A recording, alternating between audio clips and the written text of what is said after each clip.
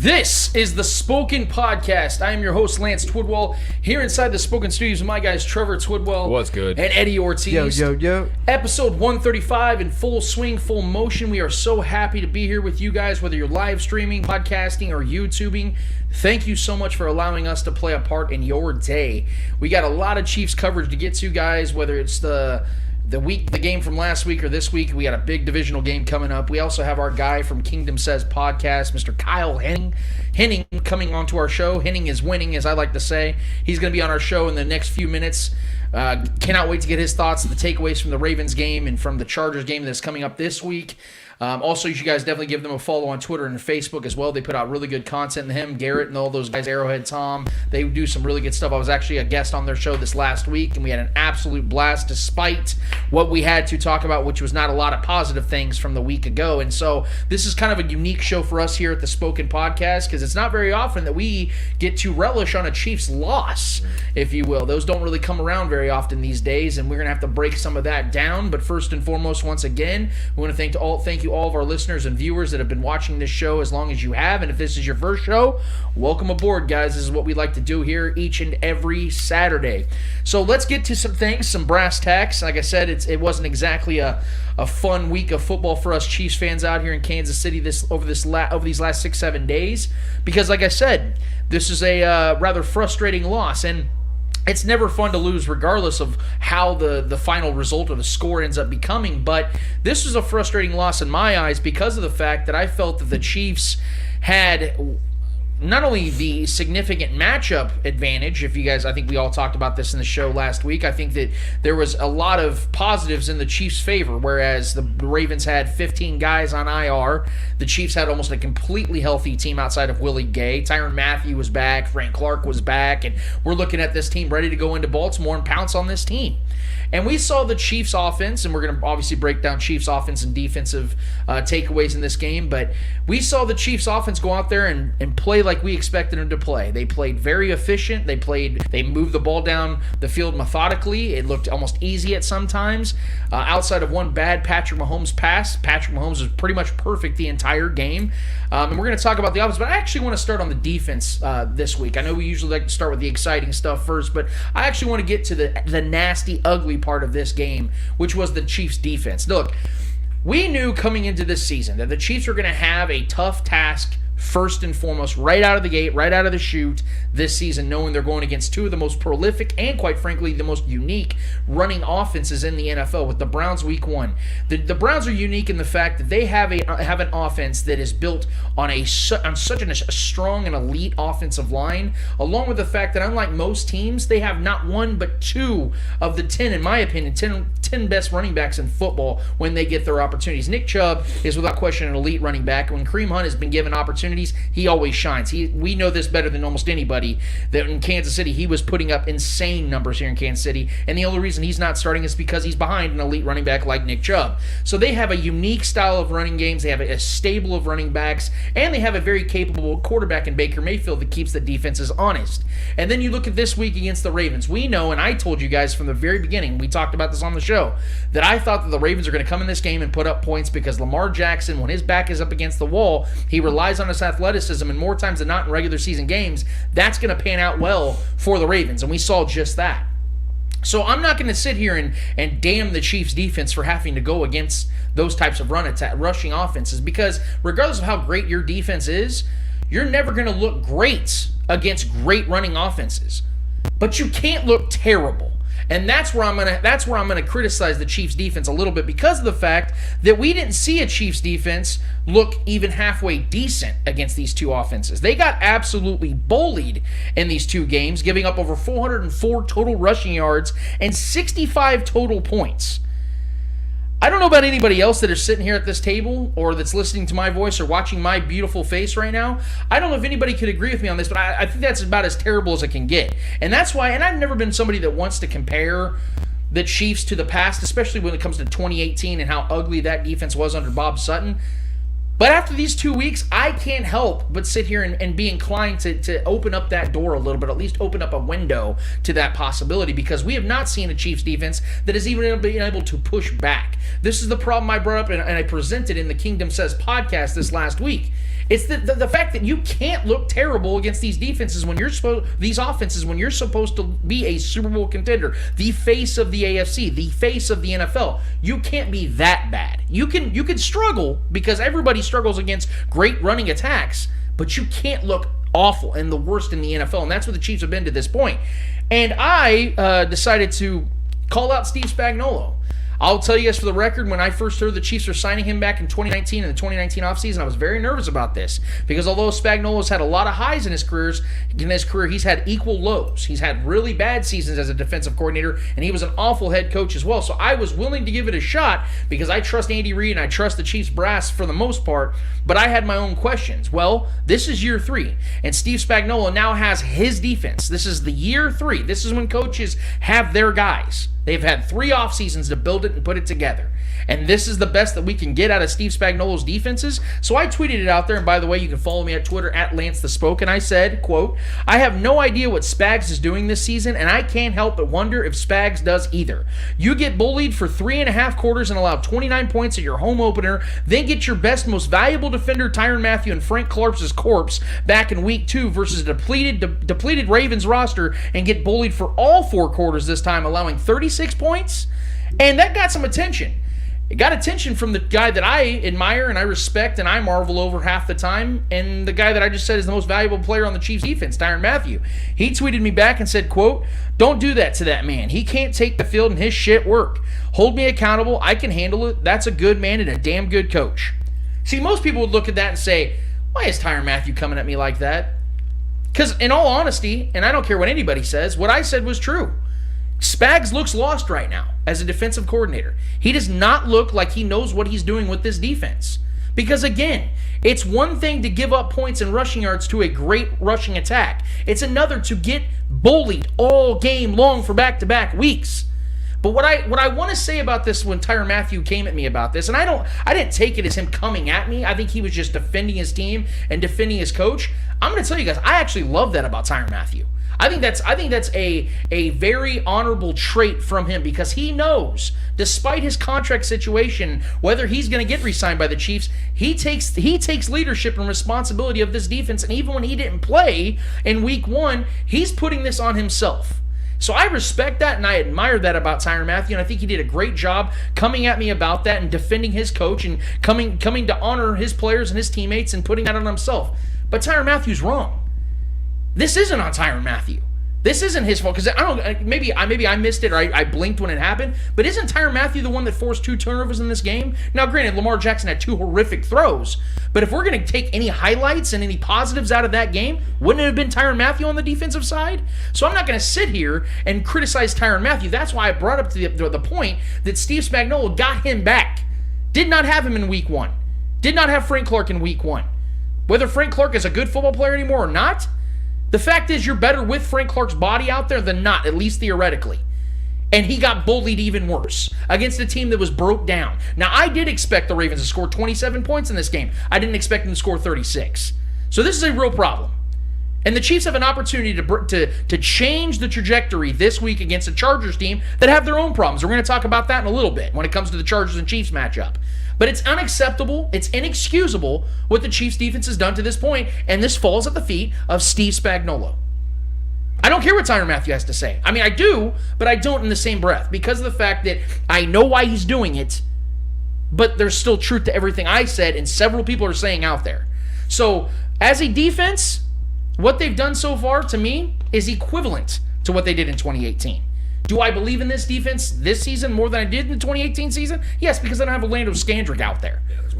And Bob Sutton's not leading the way. I have more confidence in Steve Spagnuolo. I still believe in Steve Spagnuolo. That's why it's frustrating. When it came to Bob Sutton's defenses, I was frustrated because there was no escaping it. Because you knew you just knew that's how he was going to do things and just pissed you off. I believe Steve Spagnuolo has enough credibility and enough tenure in this game and quite frankly enough success in this game to believe and buy in that he can change things. And the Chiefs they're not going to be facing the Browns and Ravens every week. They're not going to be facing teams that can rush for 150 to 200 yards a game every single week. That doesn't excuse the lackluster performances the Chiefs put out there as a defense. So I want to get your guys' thoughts on the Chiefs as a defense in this game, recap on that, and then we're going to move to the offense because I saw some really good things from the offense. Yeah, so my initial reaction, I took to Twitter, I took to Facebook. I was very critical of Spags immediately. And it does fall at his feet, but not solely at his feet. The defense, the star talent we have out there, the money that we've invested into these players, I think just as equally as it falls at the feet of Spags, it falls at the feet of the performance of these athletes. Because we can talk about Spags' defense and so on. The players got to go out there and make the plays, right? There was a lot of times Spags had guys in position. We were just getting bullied by this makeshift offensive line from the Ravens. I mean, you say Spags looked lost, has his defense looking. I mean, Chris Jones might look lost more than anybody out there last week. He does not understand how to set an edge yet. Or if he does set the edge, he's kind of like standing there waiting for the play to get to him instead of attacking. It's like sometimes Chris Jones doesn't understand how intimidating he is sometimes with his size. Like he gets out there. I'm not saying take him off of the edge and put him back in the middle because I do want to see him develop as an edge player because that's just a new dynamic that would just be so – the ceiling for our defense would go so much higher if he becomes that great of an edge player. He's this guy – obviously this is growing pains for him. This is new for him. I want to see him do great at it, but he was bad. He was really bad against the run. He was pretty bad against the run against Cleveland too. He's not good at setting the edge and keeping, capping either a mobile quarterback or running backs and forcing them to run back inside. He waits for plays to come to him too much instead of attacking and picking a direction and just going for either the quarterback or the running back. Just go after somebody, man. Make your presence known instead of standing there waiting for the play to come to you. That's not who Chris Jones is supposed to be. He's supposed to be the guy that sets the tone. You got to be the first attacker on that. That was not fun to watch. He could have been a lot better. But I just think as a whole, my initial reaction was we didn't sell out to stop the run. There were a lot of stacked boxes, but a lot of times we would drop back into zone or we would. I just didn't see there were stacked boxes, but we weren't getting the pressure, man. We weren't. Jaron Reed, what name wasn't mentioned once. This is a guy that's supposed to be a pillar player for this defense. We brought him over here to be that in the middle, to take that spot for Chris Jones. And these first 2 weeks, we haven't seen anything from him, man. And we need to see more from Jaron. And Jaron Reed's come out as of late talking about that and understanding now his role, and he has to step it up. I think this defense knows that they need to step it up, man. And it was not a good performance at all. We knew the Ravens were going to run. This is why I'm mad at Spagnuolo. We knew the Ravens were going to run. We didn't make it uncomfortable for Lamar. Lamar was comfortable the whole night. And we weren't bringing safety blitzes. We weren't bringing corner blitzes like Spags loves to do. Spags is incredible at bringing those. If we get beat deep, which we did a couple times, I'll live with that. If Lamar beats us deep with the throw, I will live with that, even if it's a touchdown. Broken coverage, whatever. As long as we're bringing blitz packages and getting to Lamar and not allowing them to run on us, which is their strength offensively, I'll live with that whatever happens downfield. Play man, one-on-one, I don't give a damn. And just bring the house against Lamar and do whatever you got to do to stop that run. Because they had dudes off the streets scoring on us. They had Latavius Murray, who they just brought in. They had the corpse of Devonta Freeman in there running down our throats. And then they had that rookie running down our throats. Absolutely unacceptable. And if we're being honest, if you go watch the game again, which I did, I've watched it twice, Lamar was not special. There was a couple plays that were like, damn, with his legs. But, outside of that, there was nothing like Lamar was just like absolutely dicing us apart. There was a couple nice throws he had, but outside of the couple nice throws, that jump throw was pretty cool. In other words, the defense was way worse than Lamar was great. Yes. Yeah. Absolutely. This game was far more about our defense being terrible than it was about Lamar being otherworldly. Because Lamar's numbers in the end looked great because the rushing was, but he didn't throw for much, and I just was very disappointed that we didn't just completely sell out to stop the run and just live with the results of Lamar beats you in the air. I'll do that every single time, and that's what we've done, recently. The last few times we faced them, we didn't allow. Granted, Lamar's going to get his chunk plays here and there, regardless of what you do. He's that great. He averaged 7 yards a carry. Athletically, yeah, he's going to get. But anytime a team has almost 100 more rushing yards than passing yards against you, and they beat you, that is embarrassing, dude. That never should happen. You should never get ran on that much compared to how much you're getting passed on, because this is a passing league. and you know what they're doing, and they're running almost. It was embarrassing overall. And what I think the catalyst was, as great as we love that pick six to start the game, I think that hurt the defense.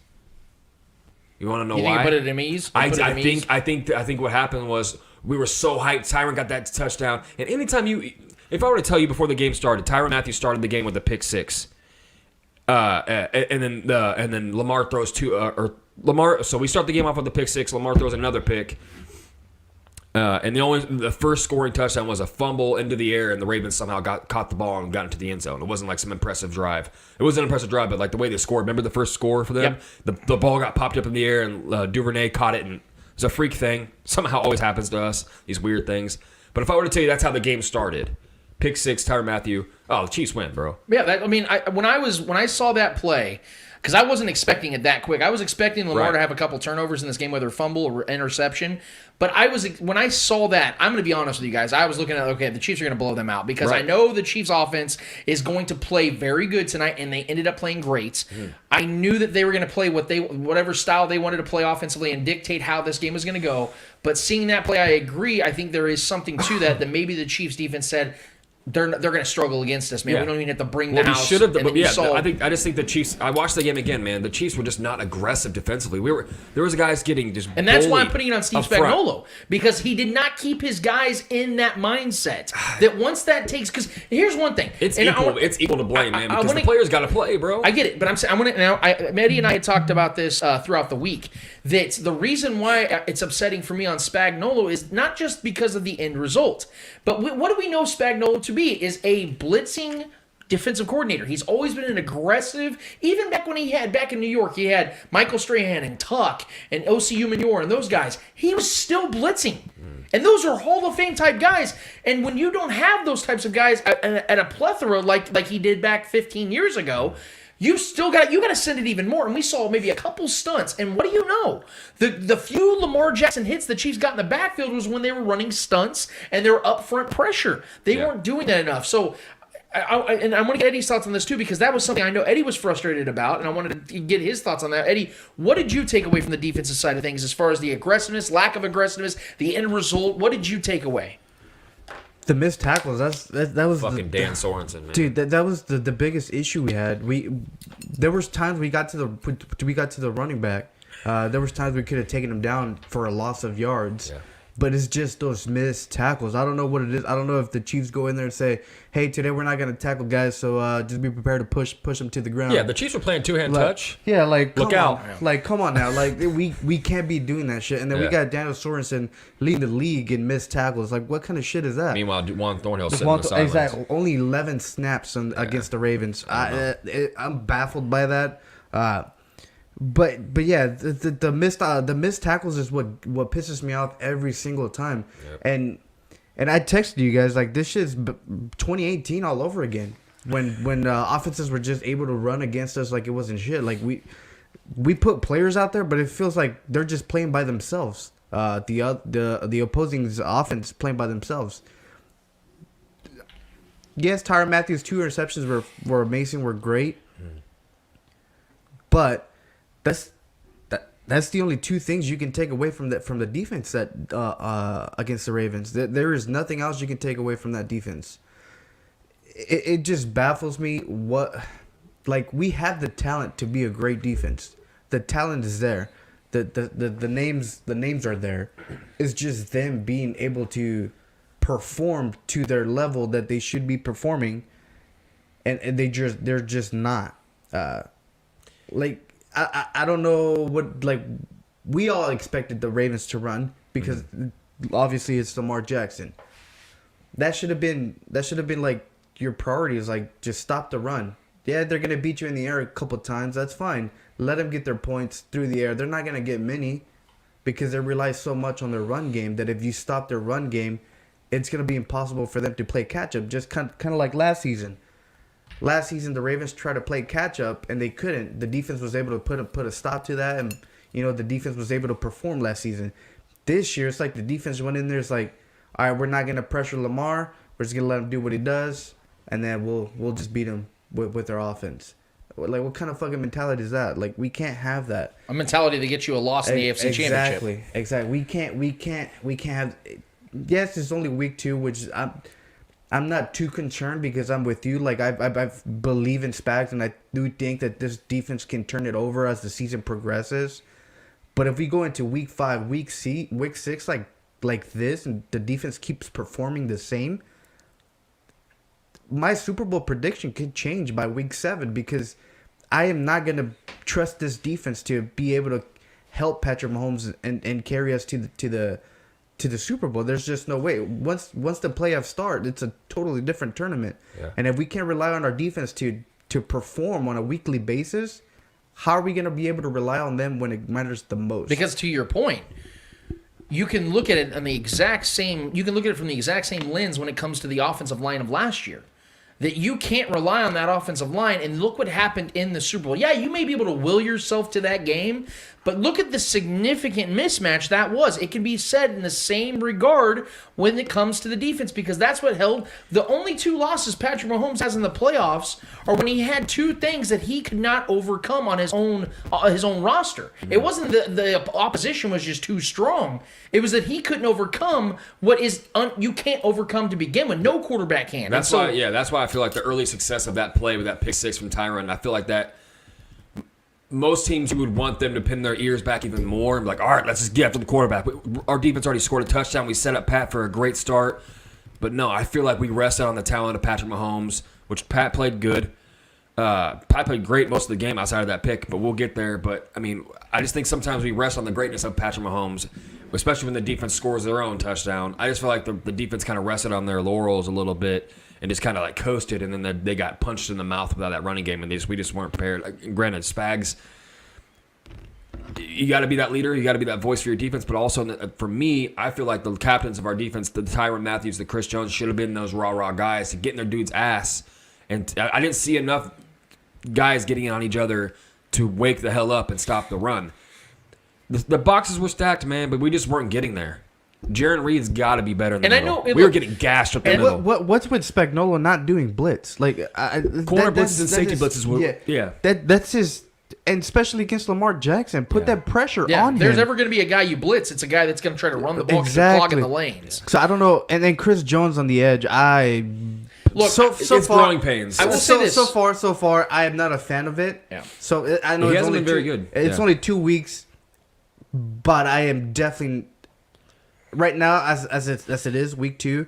I am not on board on Chris Jones being on the edge because he is not performing. If they move Chris Jones back to the middle, that means that Jaron Reed and Derek Nottie are failures. Yeah. There's no reason in the world why they need to move Chris Jones back there unless they're conceding to the fact that Jaron Reed was a flop. Yeah. That's the only reason, because Jaron Reed was brought here to give Chris Jones that ability. That was the sole purpose. I'm not going to put it all on Chris Jones. No. He was awful in this game, but I think he was also set up for failure in this one because Frank Clark was even worse. So I think that's the fact that we have to play here, is that Chris Jones also has to have a teammate here. Look, as great as Aaron Donald is, he's had Brockers. He's had other guys around him that make his job a little bit easier. TJ Watt had Bud Dupree. JJ Watt's had players around him like Merciless. Guys like that help him and make other opportunities available for him to get more one-on-one opportunities. Because when you're getting double-teamed, and especially when you're going against a freak athlete like Lamar Jackson, because I'll be honest with you guys, I told you guys last week, I wasn't expecting Chris Jones to have a big game this week. He wasn't really getting double-teamed much, though. Well, I'm just saying, though, because Andres Villanueva, although he is washed, he should moved to his natural position. Yeah. He did move to his natural position. Yeah. He's a horrible right tackle. He's not a good left tackle either. But you get one good game out of him. Because that was his natural position. I guarantee you this week, Andres Villanueva is going to be terrible against Detroit. I will put money on that. I just feel he got conjured up for one big game because he knew this is a primetime Chiefs game, trying to get that monkey off their back like John Harbaugh. They did celebrate that win like it was a fucking Super Bowl victory. Oh yeah. We'll get there. So my point is that I think that Chris Jones, although he was not good, I think there is a little context in here to defend him in this, and I'm expecting a much better game this week against the Chargers than last week against the Ravens. I understand from the naked eye when you're playing against a decrepit offensive line that has been depleted of talent, Chris Jones probably should have had a big game. But the way the Ravens played and how they stuck to their guns for the first time against the Chiefs, this is the first time in 4 matchups now against the Chiefs that Lamar Jackson's offense stuck to their guns. Because once they got behind against the Chiefs in the previous 3 games, they started chucking the ball. There's a stat out there that it proves it.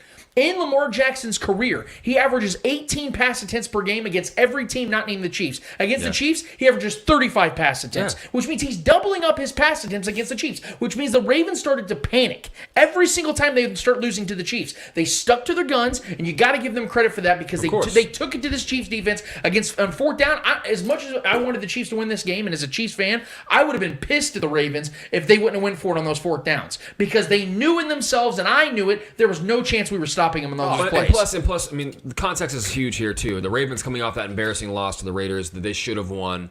They had a miracle gifted to them, and they still blew it. That was an embarrassing thing to happen for them. And so them coming off motivated. But look, man. Packed house. I look at it this way, especially for the Chiefs. We could very well be 0-2 right now. If things didn't go our way in Cleveland, and we didn't make some timely big defensive plays, we could have lost that game, and we lost this game due to a late game fumble as well. But my problem is we don't. This was my thing too last week when I brought up the fact that Andy Reid never puts his foot on the throat. We need to start bullying teams too. We need to start being that team that puts teams away instead of playing down to our competition. We let teams hang around too much, man. We really do, and that forces Pat to try to do too much offensively. And I know we're going to talk about the offense right now, but like the Chiefs, we need to have a reality check as not only fans, but especially as players and coaches, that we could very well be 0-2 right now, be in the bottom of this division right now, if it wasn't for certain things breaking our way. I mean, things broke our way last week, and things didn't break our way this week. We need to stop putting it in the hands of the football gods to decide who wins a game. We need to go take games from these teams. It's embarrassing that we're letting. Look, we faced two really good teams first back to back, two of the best, if not the two best running teams in the league.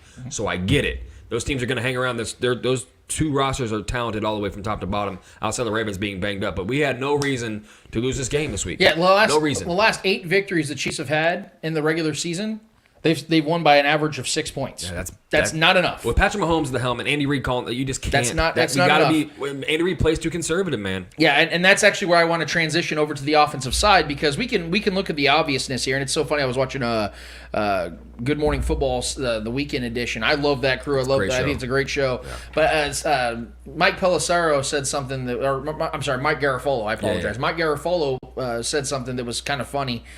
Because he said that he was giving Wink Martindale, the defensive coordinator for the Ravens, some credit because he said that he had this nice little wrinkle.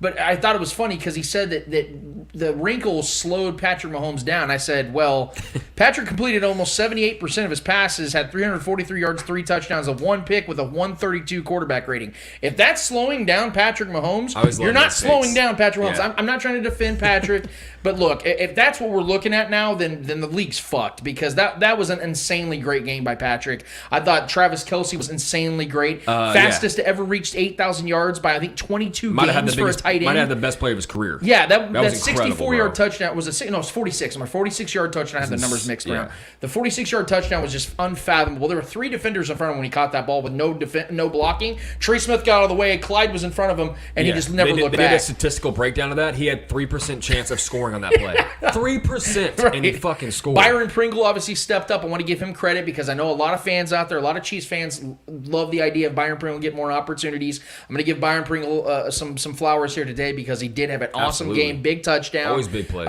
D-Rob, man, I thought that was an incredible catch in the back of the end zone. You guys know I'm not a big fan of D-Rob, but I'm give him his flowers as well because that dude did his thing. That was a great catch in the back of the end zone. Patrick stepped up to the pocket, avoided pressure, threw a perfect ball to D-Rob. In coverage, by the way. Yeah, he was in coverage. It was an absolute seed to D-Rob. He put it perfectly. Yeah. McCole Hardman had 5 receptions. I thought he looked really solid in the moments it was kind of weird because they used McCole. I was expecting McCole to get some downfield shots. Yeah. They actually used him as more of a possessions receiver in this game, which I thought was very interesting as well. In the slot. Yeah, it was kind of cool to see. It. Because I think it shows some versatility for McCole Hardman's game. Now, he hasn't had a ton of usage so far. He only has 11 targets on the season, but he has 9 catches so far, and he's caught the 2 targets he didn't catch were passes he couldn't catch. So I'm not going to put it on McCole. It's all about getting him in space. Overall, man, the offensive line looked really good. I think Lucas Niang looked a little goofy at times. I think Joe Thuney had a little bit of a struggle here and there, but overall, they gave Patrick plenty of time in the pocket. I think right now Patrick Mahomes is the 8th least pressured quarterback in the league right now. I'll take that. If he's the 8th least pressured quarterback in the league, which of course Tom Brady's number 2, and I think Baker Mayfield's number 3, and number 1 is God, I can't remember the first one. But the fact is, if you're in the top 10 and you have a quarterback as great as Patrick Mahomes, you're going to score points. And the Chiefs methodically moved the ball downfield all night, man, despite the fact they couldn't get really much out of the run game at all. I think they had 60 rushing yards for the entire game. Yeah. And that's actually what I don't want to sound negative all day, because I do want to give the Chiefs some credit here. They were moving the ball. The Ravens had no shot of stopping the Chiefs. As much as we talked about the Chiefs defense not being able to stop the Ravens rush attack, it was equally as bad for the Ravens pass defense of stopping Patrick, because they knew Clyde is struggling right now to find the holes. Darrell Williams has been non-existent. Jerick McKinnon's been more of a pass catcher than running back. So the Ravens knew they can just play these cover 2 defenses, not have to blitz, because they know how Patrick Mahomes destroys blitzes. He was still finding open men all night long. And let's address the one bad throw from Patrick Mahomes. Look, the dude has thrown 1 interception in the month of September. You know how many pass attempts he's had in the month of September in his career? 451. That's insane. 451 pass attempts in his career. In the month of September, he has 1 interception. And it's ironic that the 1 interception he throws in September is the 1 loss he has in the month of September as well. So it was a bad pass. Patrick Mahomes knows that. We were in field goal range. Could just get points. Yeah, he tried to force it. But see, I'm going to defend Patrick on this pass for one reason. No. I'm going to. And here's why. And you guys can disagree if you want to, but here's the thing. Yeah. It was a bad decision. It was a horrific throw. Yeah. But this is where it comes back to the whole 2018 aspect, which is ironic because that was the season Patrick Mahomes threw his career high in interceptions with 12. It's the fact that Patrick Mahomes, and this is kind of concerning, that we saw Patrick Mahomes feel in himself in 2018, I have to score every drive. Because if I don't score every single drive, we're not winning these games. And Patrick Mahomes, I feel like in his 11 losses in his career, the Chiefs defense gives up 36 points per game. 36 points per game. And the Chiefs offense averages 33 points per game. So Patrick Mahomes is out there balling.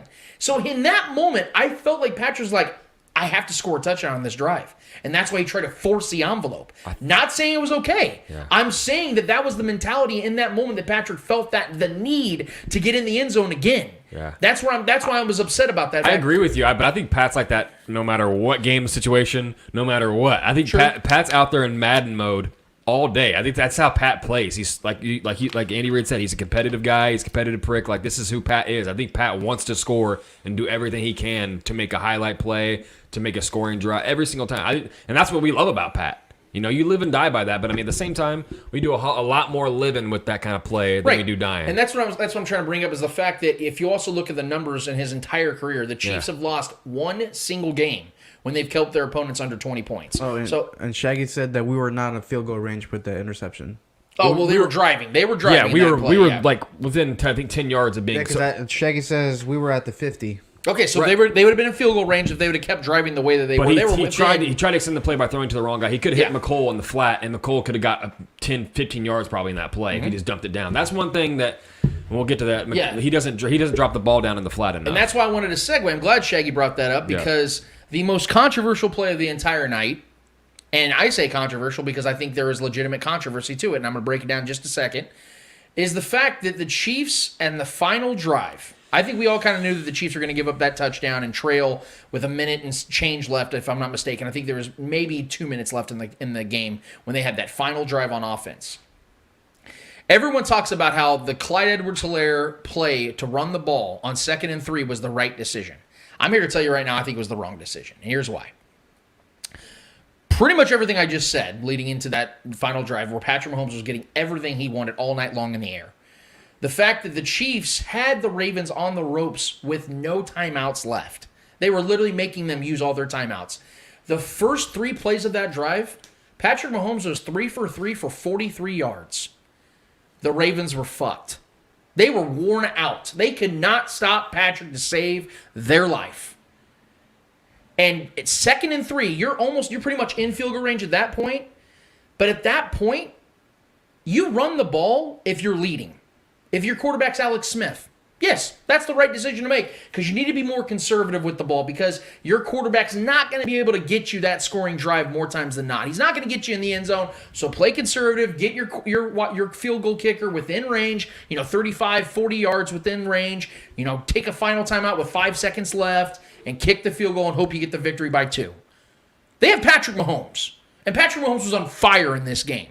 He was having one of his better games of late, and that's saying something because at the final stretch of last season, Patrick didn't play great football. I mean, the Falcons game he struggled. There were a couple games where he struggled. The Dolphins game he threw 3 picks. Panthers game he struggled. He ended up scoring 3 touchdowns. But you're right. Things weren't coming easy, is what I'm saying, because the offensive line was really starting to, cost him a little bit. You could tell he was struggling to stay on his feet, and he was dealing with turf toe in the Browns game. Yeah. Now, my point though is that you saw Patrick Mahomes on fire, was absolutely streaking, completing 77% of his passes, guys.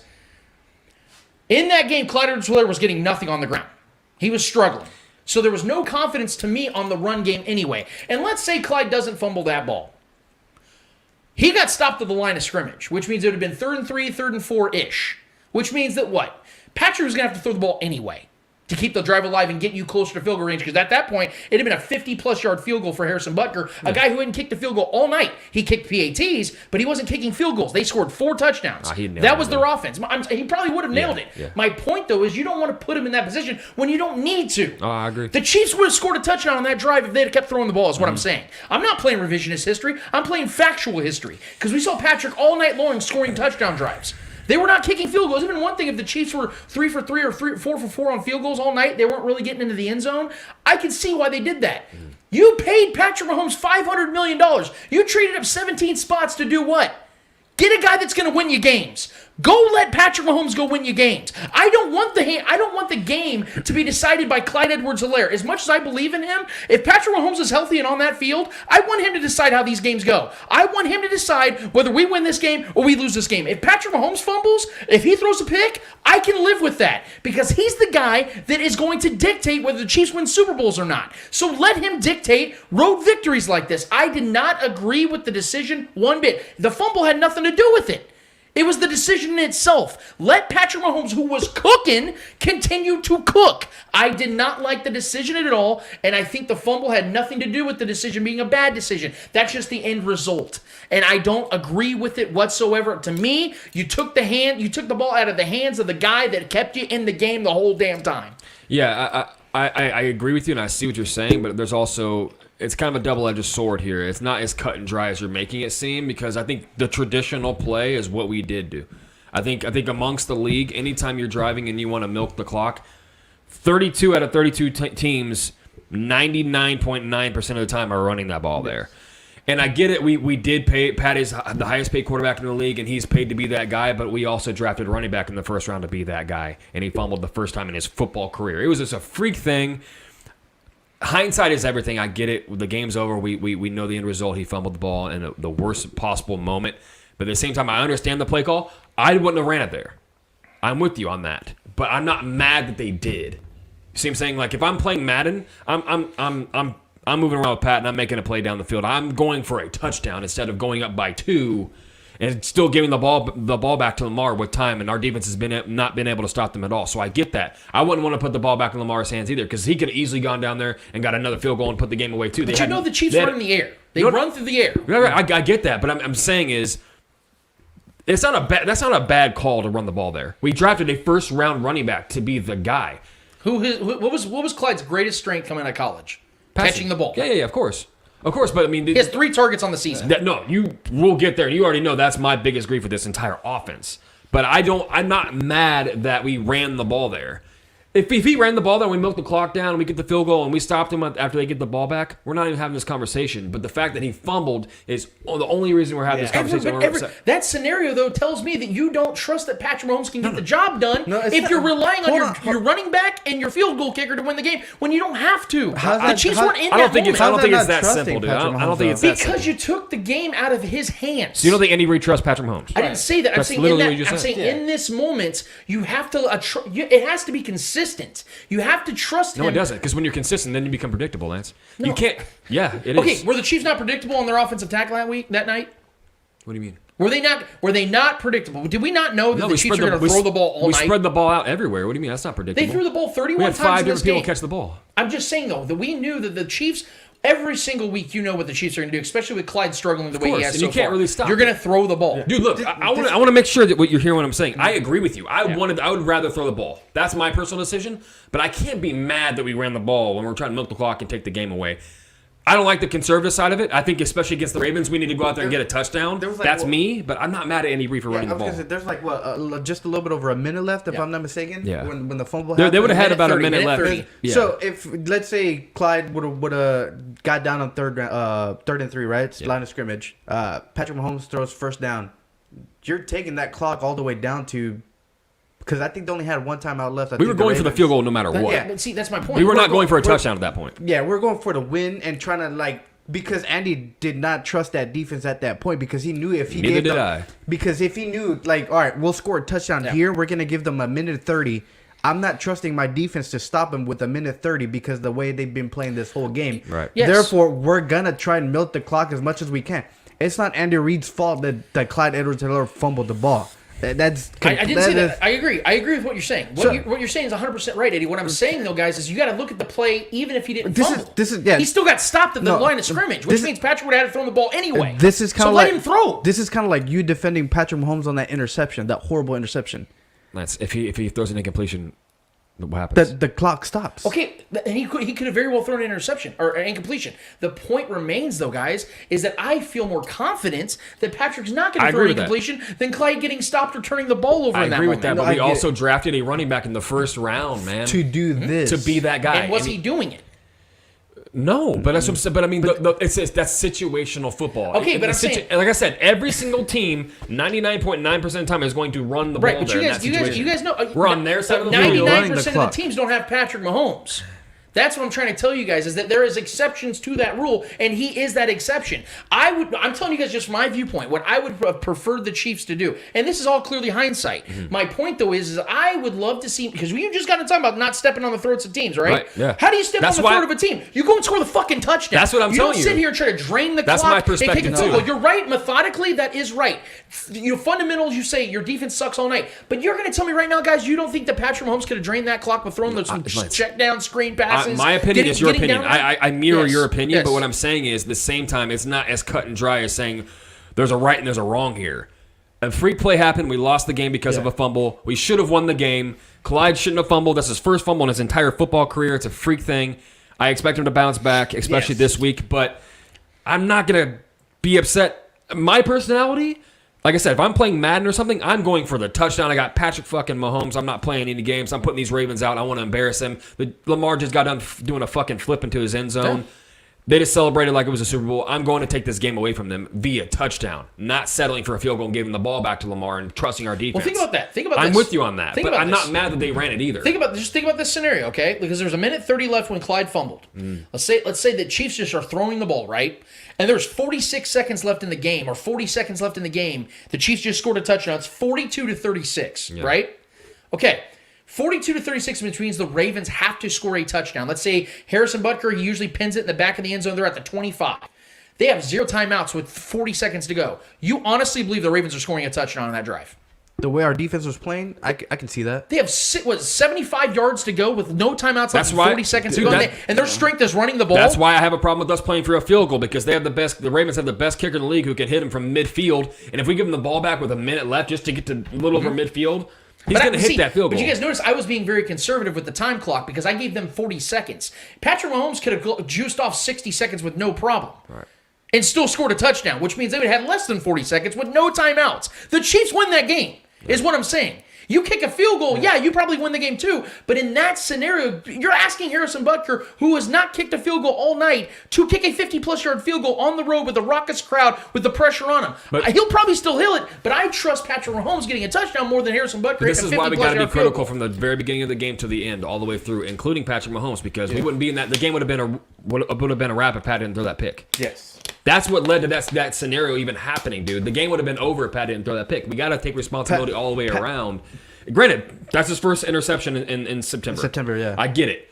Came in at probably the worst time possible because we would have won that game. We were getting into field goal range. Even if we kicked the field goal there and the Ravens scored, it wouldn't have mattered. We would have still had the lead because we would have been up double digits. So that scenario wouldn't, like you said, it's hindsight, yes, but We got to take everything quarter by quarter and criticize everyone equally. And Pat obviously took responsibility for that pick. That pick was a bad timing pick, man. And we wouldn't have had to struggle. Yeah, we wouldn't have had to. Like Shaggy said, it was in the 50-yard line. It just sucks, man. And we're not used to losing. As Chiefs fans, we're not used to losing. We're used to things breaking our way and Pat figuring things out or our defense making a timely play, and it didn't happen this time. And I believe if we would have taken that sack, it would have been 4th down, I think. Okay, take the sack. Pin them back in their field. Pin them back in the beyond the 20-yard line. Pin them back. Yeah. Don't give them the ball at the 50. My opinion, man. I'm not disagreeing with that, guys. I mean, you know that I said that there was a horrible throw. I'm not trying to rehash on the bad interception. What I'm saying is on the final drive, Patrick Mahomes was on fire. Yeah. They moved the ball 40-plus yards on 3 plays. Yeah.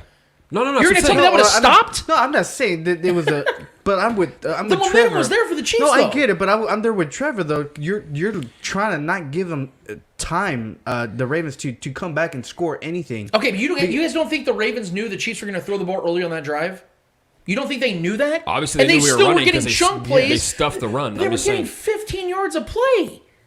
15 yards of play on the first 3 plays, and the Ravens knew they were going to throw the ball. Well, Pat's off. Couldn't stop from them. the previous possession. Pat's coming off of a pick, too. So, I mean, you got to...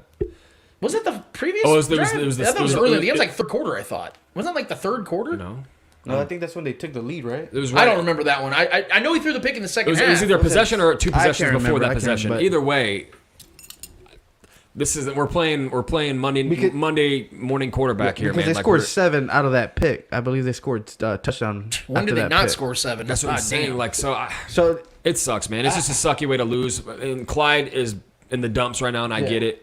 As much as we trying to bash Andy Reid and Clyde for that fumble and for that running play, I think this game fell on the defense. This is the defense result at the end of the game. Oh yeah, the Chiefs scored 35 points. You should win games like that. It just sucks the fact that we lost it. That Lamar finally got his, and give all credit to Lamar. He balled out. He did his thing. He finally got his W, and they did celebrate. I thought they were going to do a tour around the stadium too, like the Raiders did. You know, that's when you know you're a great team is when teams celebrate like that. Him and Sammy Watkins, jumping, skipping, arm in arm after the game was over, like they just won the Super Bowl. Well, I was embarrassed for them. That's how they reacted. Some credit here though, because they didn't just beat the Chiefs, who are their arch nemesis. They beat them with a depleted roster, so that probably felt really good to get. Yeah, they're like, dude, we were not supposed to win this game. They were 4-point dogs at home. The Chiefs had no reason to lose that game, man. Like we had a pick 6. Travis Kelce may have had one of the best plays of his career.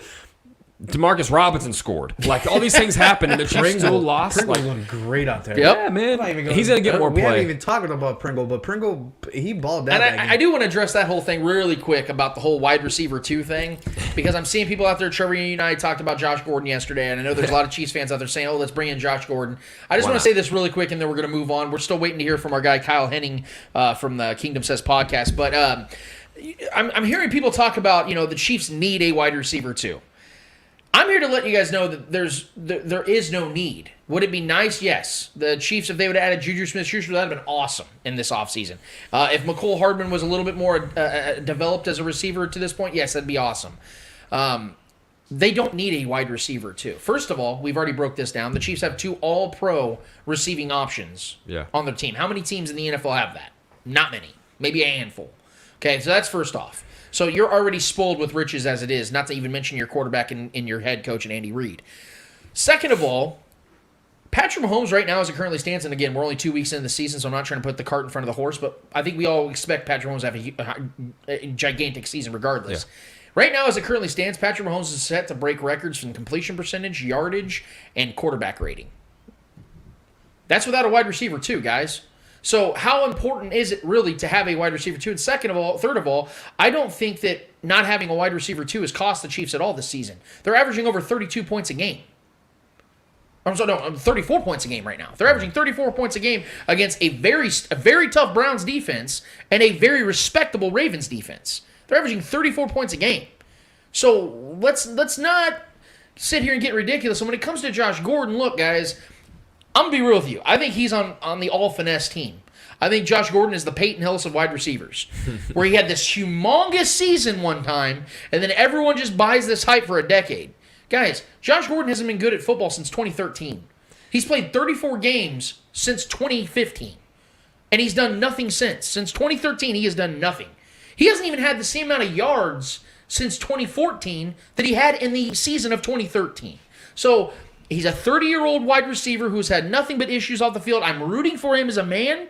I am rooting for him as an athlete. I would love to see his career continue. But when it comes to the Chiefs, Josh Gordon brings nothing to this team that they don't already have. Yes, he's big. Yes, he's physical. Guys, so was Sammy Watkins. He missed 15 games as a Chief. And he's a much better player at this point than Josh Gordon is. So I don't want to hear that the Chiefs need to go get Josh Gordon. Here's the thing.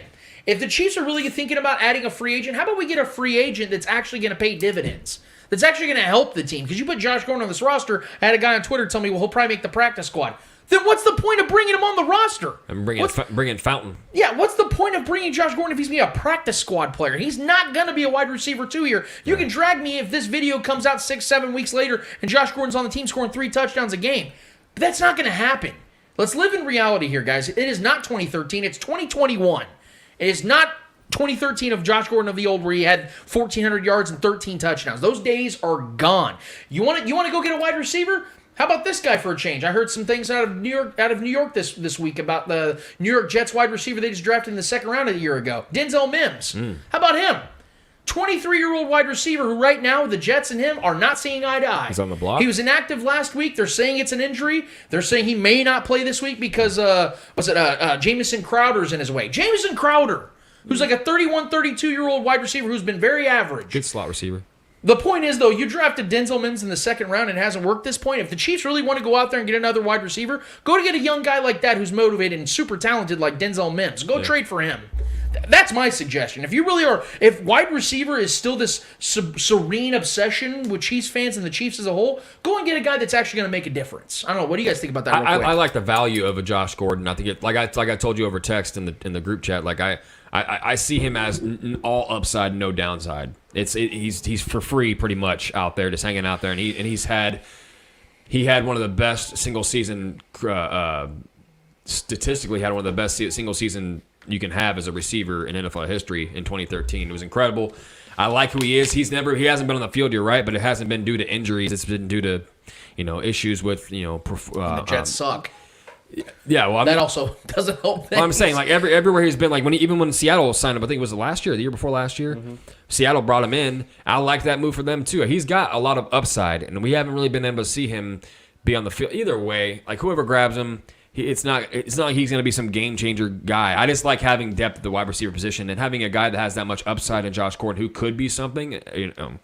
I've always been a Josh Gordon fan, so I've always rooted for him on and off the field with the off-field issues and stuff, but yeah, I mean, it's not like a make or break thing. I think the Chiefs need to go after Jamie Collins, though. That's one. That'd thing be nice. I wouldn't He's hate on the that block one right now, so that would help the defense a great deal. Yeah. So while we still wait for our guy Kyle Henning from the Kingdom Says podcast, we're actually gonna go to the Eddie Hour now. I cannot wait to hear some provocative questions from our guy, Mr. Yo Yo Yo. What is in the Eddie Hour this week, my man? I wouldn't say provocative. Bullshit. So we got the Giants reaching 100 games, winning 100 games this season, and I believe they already clinched the division. I think they're already outdid the Dodgers or whatever. Now, are the Giants the team to dethrone the Dodgers this season? I still say no. Baseball is a very unique sport because you have these teams with these incredible records, and then you see matchups in the playoffs where there's a series, and you see the difference in how those teams play regardless of record. You can throw this out. Been several teams throughout history in baseball, wild card teams win the World Series. Until I see the Dodgers lose a series, I'm still saying they're going to represent the NL at this point. I picked the Braves because of losing Acuna.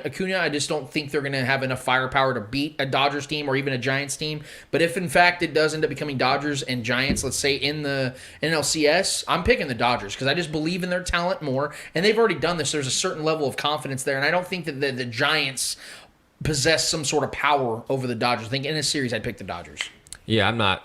You already know my pick. It's the Dodgers. I don't see anybody to throw them in those, especially this year. I think the Dodgers are too good, man. I think they're too stacked. And all credit to the Giants. They've had a great season. I think the Dodgers are just too good, in my opinion. And then talk about a hot team. Last week, I believe I asked you guys, or a couple of weeks ago, I asked you guys what team do you think was going in hot into the playoffs. Well, the St. Louis Cardinals have won 14 straight as of last night, and they are close to clinching that second wild card spot in the NL.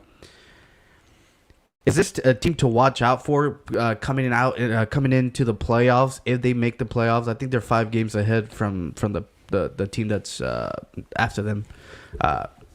Do you think that's a concern for other teams knowing that they're coming in with this hot streak, with this hot bat into the playoffs? Yes. Absolutely. And the reason why is because we've also seen this 100 times in baseball where teams get hot at the end and they never look back. How about the 2014 Royals? 2014 Royals, they were not good from the majority of that season. And then they go out there and they get hot. Mike Moustakas and Eric Hosmer and Lo Cain, they all started stroking the ball, dude. There was no stopping. I mean, I remember in the playoffs, there was no stopping them from hitting home runs. That team was on an absolute tear. And what was funny is, if I recall, they were last in the MLB in home runs that season. And they got hot at the end, and then no one could stop them. Not to mention their pitching was just unbelievable. And you see teams like that that shit takes shape quite often. So yeah, I think the Cardinals need to be taken seriously. Yeah, in baseball more than any other sport, momentum is king, especially going into the postseason. If you make a run into the postseason, we've seen no-name teams make runs in the postseason in the MLB. That's one of the beautiful things about baseball.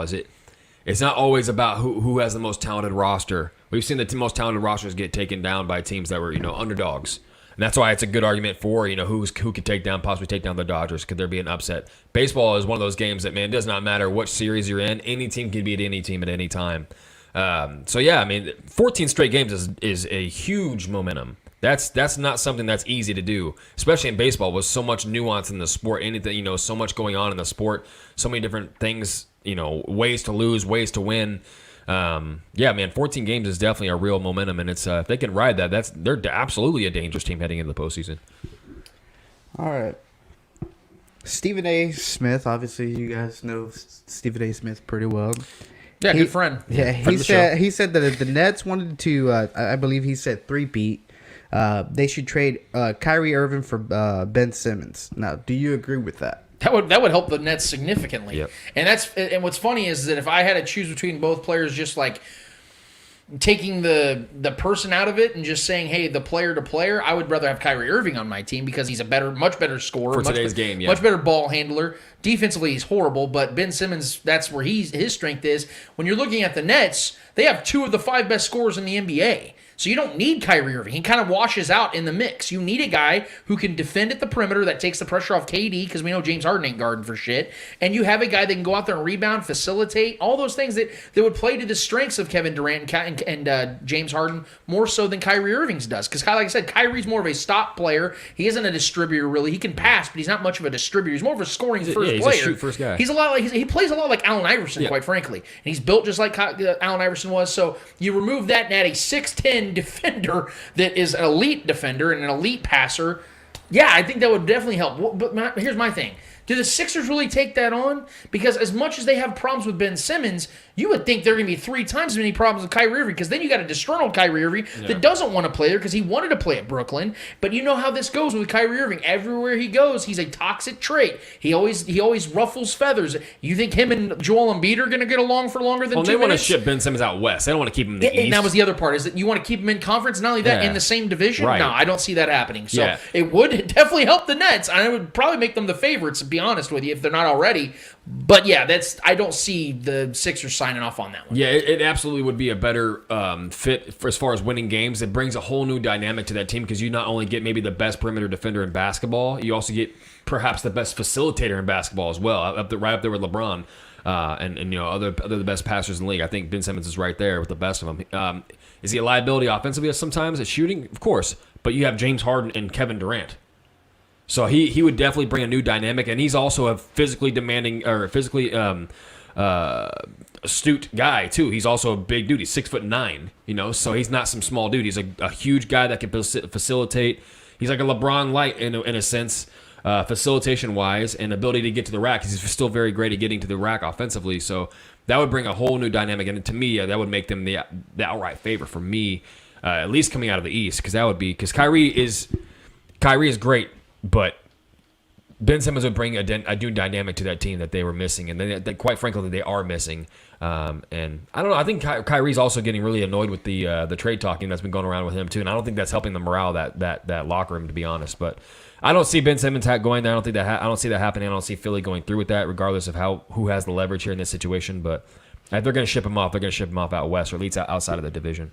All right, Lance, you said that Sam Darnold with the Browns would be a better team. Why is that, and do you agree? I'll let Trevor defend that take real quick if he disagrees with me. I actually no. Let me explain why. I made a pretty, and I shouldn't have done that, but I made a pretty vague statement on Twitter that I do believe the Browns would be a better team with Sam Darnold than Baker Mayfield, because just looking on Sam Darnold's side of this, and this is no knock on Baker Mayfield. I like Baker Mayfield. I think he's a good quarterback. Sam Darnold has more to his game, though, than Baker Mayfield does. He's an extremely mobile quarterback. He's actually bigger than Baker by a couple of inches, and he's actually bigger size-wise than he was. You said extremely mobile? He's an extremely mobile quarterback. Extremely extreme mobile. is an extreme word, but yeah. Yeah, he had, 5 rushing touchdowns last season. He already has 2 this season. So I think that Sam Darnold is showing his athleticism is really starting to peak. Yeah, Here's the thing. Sam Darnold finally given an opportunity to play with a decent roster, and look how good he looks. He's been unbelievable this season so far, just based on standards that have been put on him as a quarterback. The greatest thing that ever happened to Sam Darnold wasn't getting drafted 3rd overall to the Jets 4 years ago. It was getting traded to the Panthers. That was the greatest thing that could happen, because now he's paired up with Matt Rule, and this team looks promising. Trevor was very big on this team starting the season. I was too, but I thought they were going to lose a lot of blunders, and I still think they will. Yeah. But Sam Darnold behind that Browns offensive line with those 2 stable running backs like he has, with the talent they have on both sides of the ball with Kevin Stefanski, who I think right now is still a little bit better coach than Matt Rule, but I think Matt Rule's on the rise.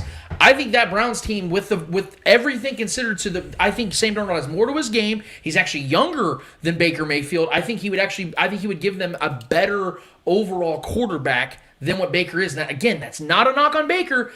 Sam Darnold to me is just a better quarterback. So you think Sam Darnold's a better quarterback than Baker? I do. Man. I do. I think this season's already shown it. And I'm a big Sam Darnold fan. Yeah. I think he's a better overall quarterback. And again, Baker's a good quarterback. I just think Sam's just his athleticism gives him a slight edge. And to me, he has a better arm. I think he has a damn good arm. He's got a bigger arm. So if he's a better athlete with a better arm, and he's playing just as good, but fits with less around him. Quarterback who fits better in that scheme, I feel like Baker might be the better fit for that scheme. But at the same time, Sam Darnold might unlock things, because we've seen the OBJ experiment has not worked in that offense because of Baker, because there's no connection, and Baker can't hit him in those deep shots. Sam Darnold would be hitting OBJ on those deep shots, and they would unlock more of a depth to that offense and open up the playbook a bit more. So I do agree there. I think the offense would be more balanced, not depending on the run as much. But when you have that running tandem, it makes a whole lot of sense why you depend on that running scheme. Oh man, that's I think they're pretty equal as far as their talents. I think Baker's still a really talented guy. I think people sleep on his ability still. He is more on the conservative side. But Baker's got levels to his game that we haven't really been able to explore and see much in the league, because he's had 3 different offensive coordinators, 3 different head coaches. Now that excuse is going out the window now. I get it, but we've seen the numbers he's been putting up with Stefanski. He's putting up good numbers. He's we saw that list before we started the show. He's 4th in the last since 2017. No, all time. The most yards through first 18 starts or whatever it is. Yeah. No, first 18, 19 first 17 starts in a career. He's 4th all time. He's 4th all time in most yards. So Herbert's number 2. And that's what they run first. Mahomes. And that's what they run first offense. So I I get it. Sam Darnold was stuck at New York with Adam Gase. Adam Gase is just that's a double negative. He's cancer to everything he touches. So I get that. I'm a big Sam Darnold fan, and I like what I've seen from him so far. He's already got 3 rushing touchdowns. I wouldn't say he's extremely mobile. He's mobile when you need him in the red zone. But in the regular field, in the middle of the field, he's not guy you got to worry about toting the ball. He had one of the most prolific plays in the NFL last season when he ran that 65-yard touchdown against. I think it was against the Panthers, ironically, if I'm not mistaken. Yeah, that was a strange game, and it was just kind of like a fuck it play. But he is mobile. I'm not saying he's not mobile, but he's not a running quarterback. Taller, stronger, younger, more athletic. He would bring a new dynamic to that offense and open the playbook a little bit more. But they're 2 different type of quarterbacks. It's hard for me to say who's better. Because Baker, it's working right now. I think that Browns team's going to be really good this year. I think they're going to win a lot of games. Do I think they're going to be better with Sam Darnold? I don't really know. If I'm starting a team, I'm picking Sam Darnold, though. I will say. All right, on the comments on Facebook, Antonio Marquez said Sam is benefiting from the Adam Gase curse. It's He true. got out, man. Dude, Yeah. I even saw a stat that I've Adam seen Gase, when he graduated college the next year, because he went to Marshall, I think, the very next year they won the title. After Adam Gase graduated, they finally won their first It's title. like high school. I think when he's Or was it high school? I forget. when Yeah. he the year after he left high school coaching, I don't know if it was coaching or whatever. They won the title, and then everybody's won the title after Yeah. much after Look at that. Ryan Tannehill. Yeah, Ryan Once he Tannehill. got out of Miami. Fucking Fucking left Adam LSU. Gase. I think with LSU as well. The following year, they won the national championship. I still think he's got Le'Veon Bell's soul in a capsule somewhere, though, because Le'Veon didn't The get whole out fast Peyton Manning enough. thing in Denver is what gave Adam Gase all Yep. this credit. Clout. People thought that had anything to do with Adam Gase. No, it's because it's Peyton fucking Manning, Yeah. dude. Like, give me a break. Right. You know what I mean? And then good old Dougie, he was like, I don't know, man. Sam's done good for 3 games. He might see some ghosts. Oh, he's out of the Patriots He's division. gonna have Sam's still gonna have those games. He does throw turnovers or throw interceptions from time to time, but I think he's in a great spot with Matt Rule, man. That's why I love this. And that defense is looking good. Can't They wait. shut I they can't shut wait. the Saints out. Yeah, Dude. they're giving up less than 200 total yards a game right now. Now their schedule's been pretty light, Yeah, but yeah. still, They beat the Texans and the Jets. I did say that I can't wait until Matt Rule takes over for Andy Reid in 2028. I like him a lot. I would love him as the next quarterback or head coach of the Chiefs. I like his I know that's personality. I far like his away, schemes. Yeah. But I'm telling you guys, if I currently wouldn't of hate that. all the coaches in the league, if I could choose one guy to replace Andy Reid, it'd be Matt Rule. But if he finds success and he makes us a consistent playoff team in Pantherville, those fans are not going to let him go.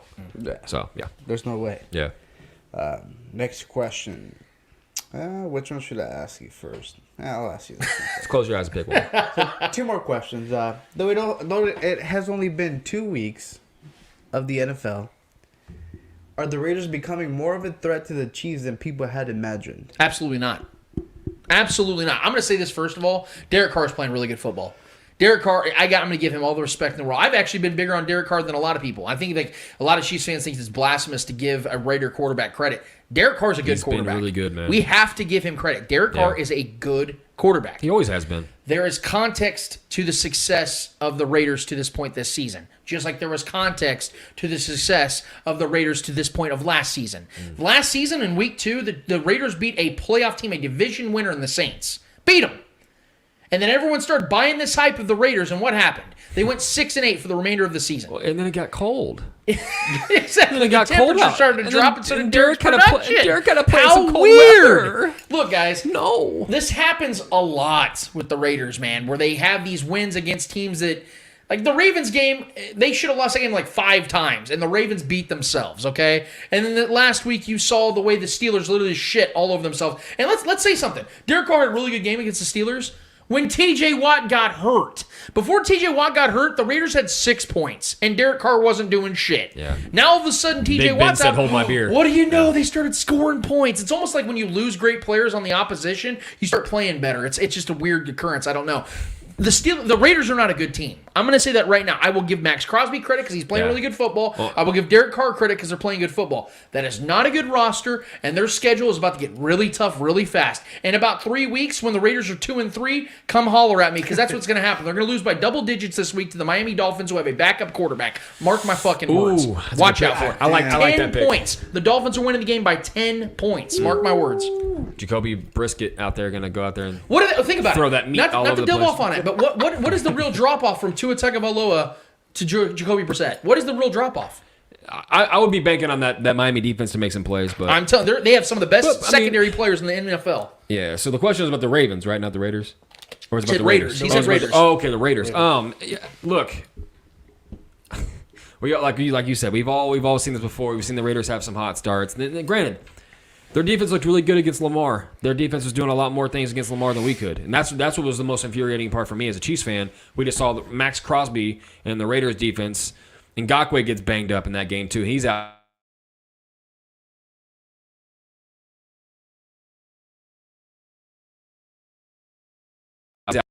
Which I did not see that happening, but they did.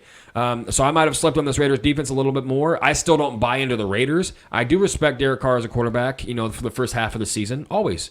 But once the temperatures start dropping, things get tight, expectations actually become real, he starts to crumble, and that always happens. And I think he's already a little bit banged up with that. He rolled his ankle pretty good last week. But man, I always will give credit where credit's due, even if it's my villain. Derek Carr's looked good, and he's closed out the last 2 games with 2 big home run throws, and that's not easy to do. And he's always had a good deep ball. He's always been a very accurate quarterback. But man, Darren Waller is real. Darren Waller is an absolute centerpiece of that offense, and he's they went in there and they took care of the Steelers without their starting running back in Jacobs. So that's an impressive win. No other way you look at it. Big Ben looked awful though, and they lost T.J. Watt. Those 2 things definitely worked in their favor. I still think the Raiders finished bottom in this division. I still think that the Broncos and the Chargers are better than them, and of course the Chiefs are the tops of this division. Enjoy that 2-0 mark while you're at it, but no, they're not really a threat. I would say the Broncos and the Chargers are far more a threat than the Raiders before the Raiders are. Okay. The NFL has announced that as of 2021, there will be a Super Wild Card weekend, meaning there will be a game played on Monday Night Football. Your thoughts? I don't like it. I mean, as a fan, I like it because it gives us more nights with football. But as a player, I'd be pissed off. I don't like it because in this scenario, you're setting some teams up for failure. You're getting a team that plays on Monday night less than 6 full days to prepare for another playoff game.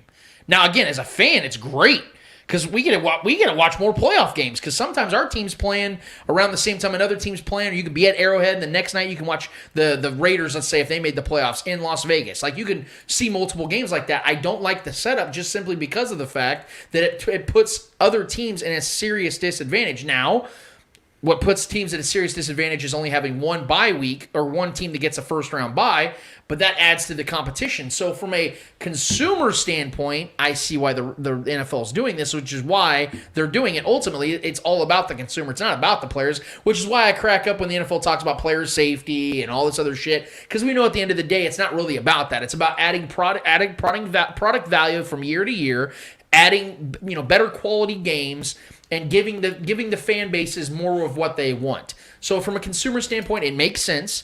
If I was a player, though, I would hate this. I would absolutely hate this. And I don't know how they snuck this one in. It is week 3. And, oh, hey, by the way, guys, you're doing this now.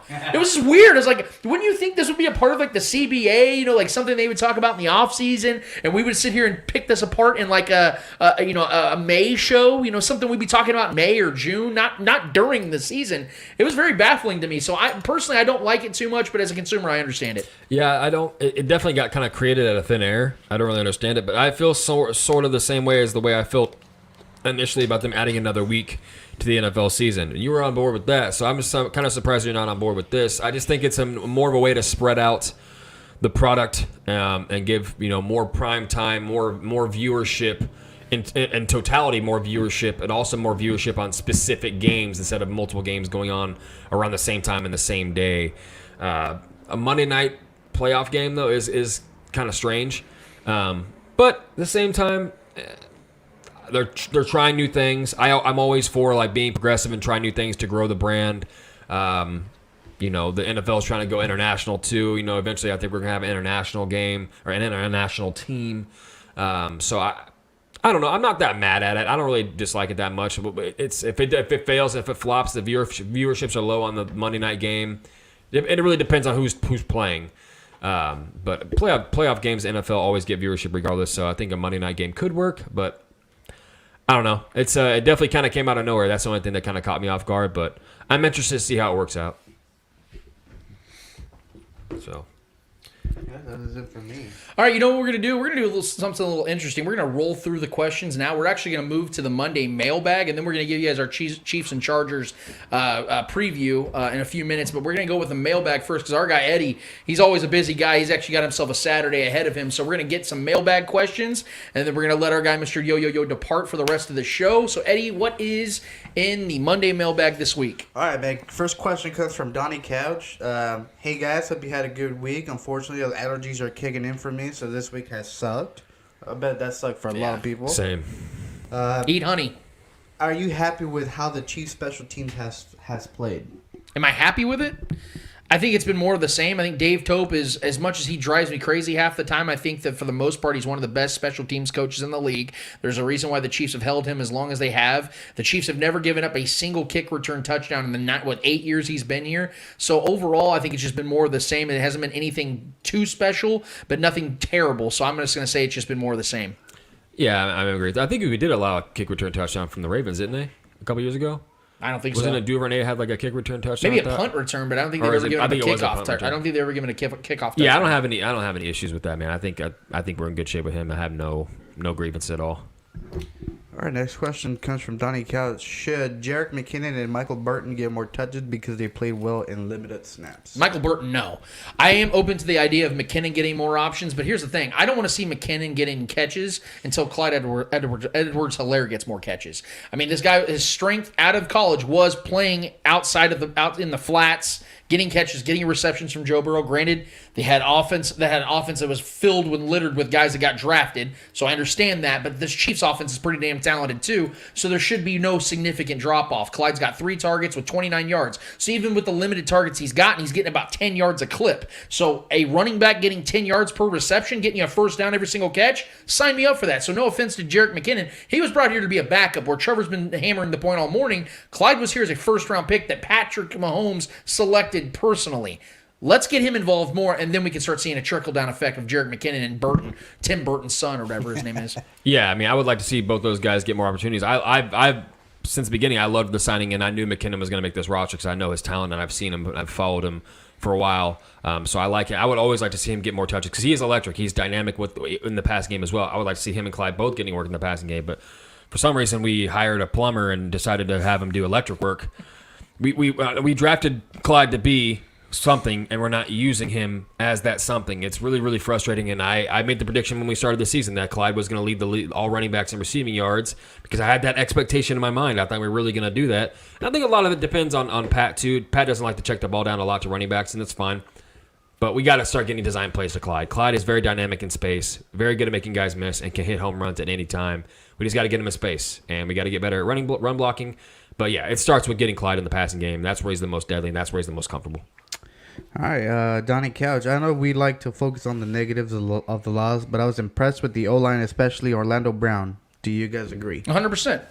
I'm seeing, actually, it's kind of baffling, honestly. I'm seeing some people saying negative things about Orlando Brown Jr. I didn't see a negative thing from him in that week 2. And week 1, we talked about this already, guys. Week 1, he went against Myles Garrett. His first game as a Chief. He went against arguably the best pass rusher in the entire NFL. A guy that is 100% without question making the Hall of Fame.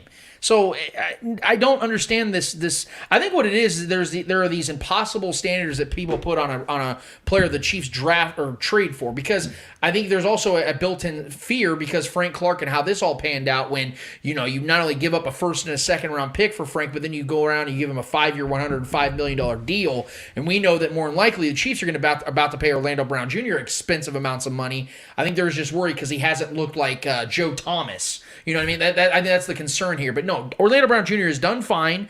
I have no negative things to say about anybody on this offensive line. Ironically, I think Trey Smith, Pancake Papa, baby, I think he's been the best offensive lineman so far this season. But as a whole, this team's only going to continue to gel. That nucleus is going to continue to gel. And I think they're going to be one of the 5 best offensive lines in football this season's in. I think they've been good. I don't think they've been great by any means, but I think they've been good at pass protection, but our run blocking has been awful. Trey Smith was getting bullied all this last week. It was absolutely, go watch the tape. I was watching again, and Trey Smith was getting bullied by that Ravens defensive line on run blocking and a lot of pass blocking plays too. So I need to see more from him consistently. He looked good in week 1.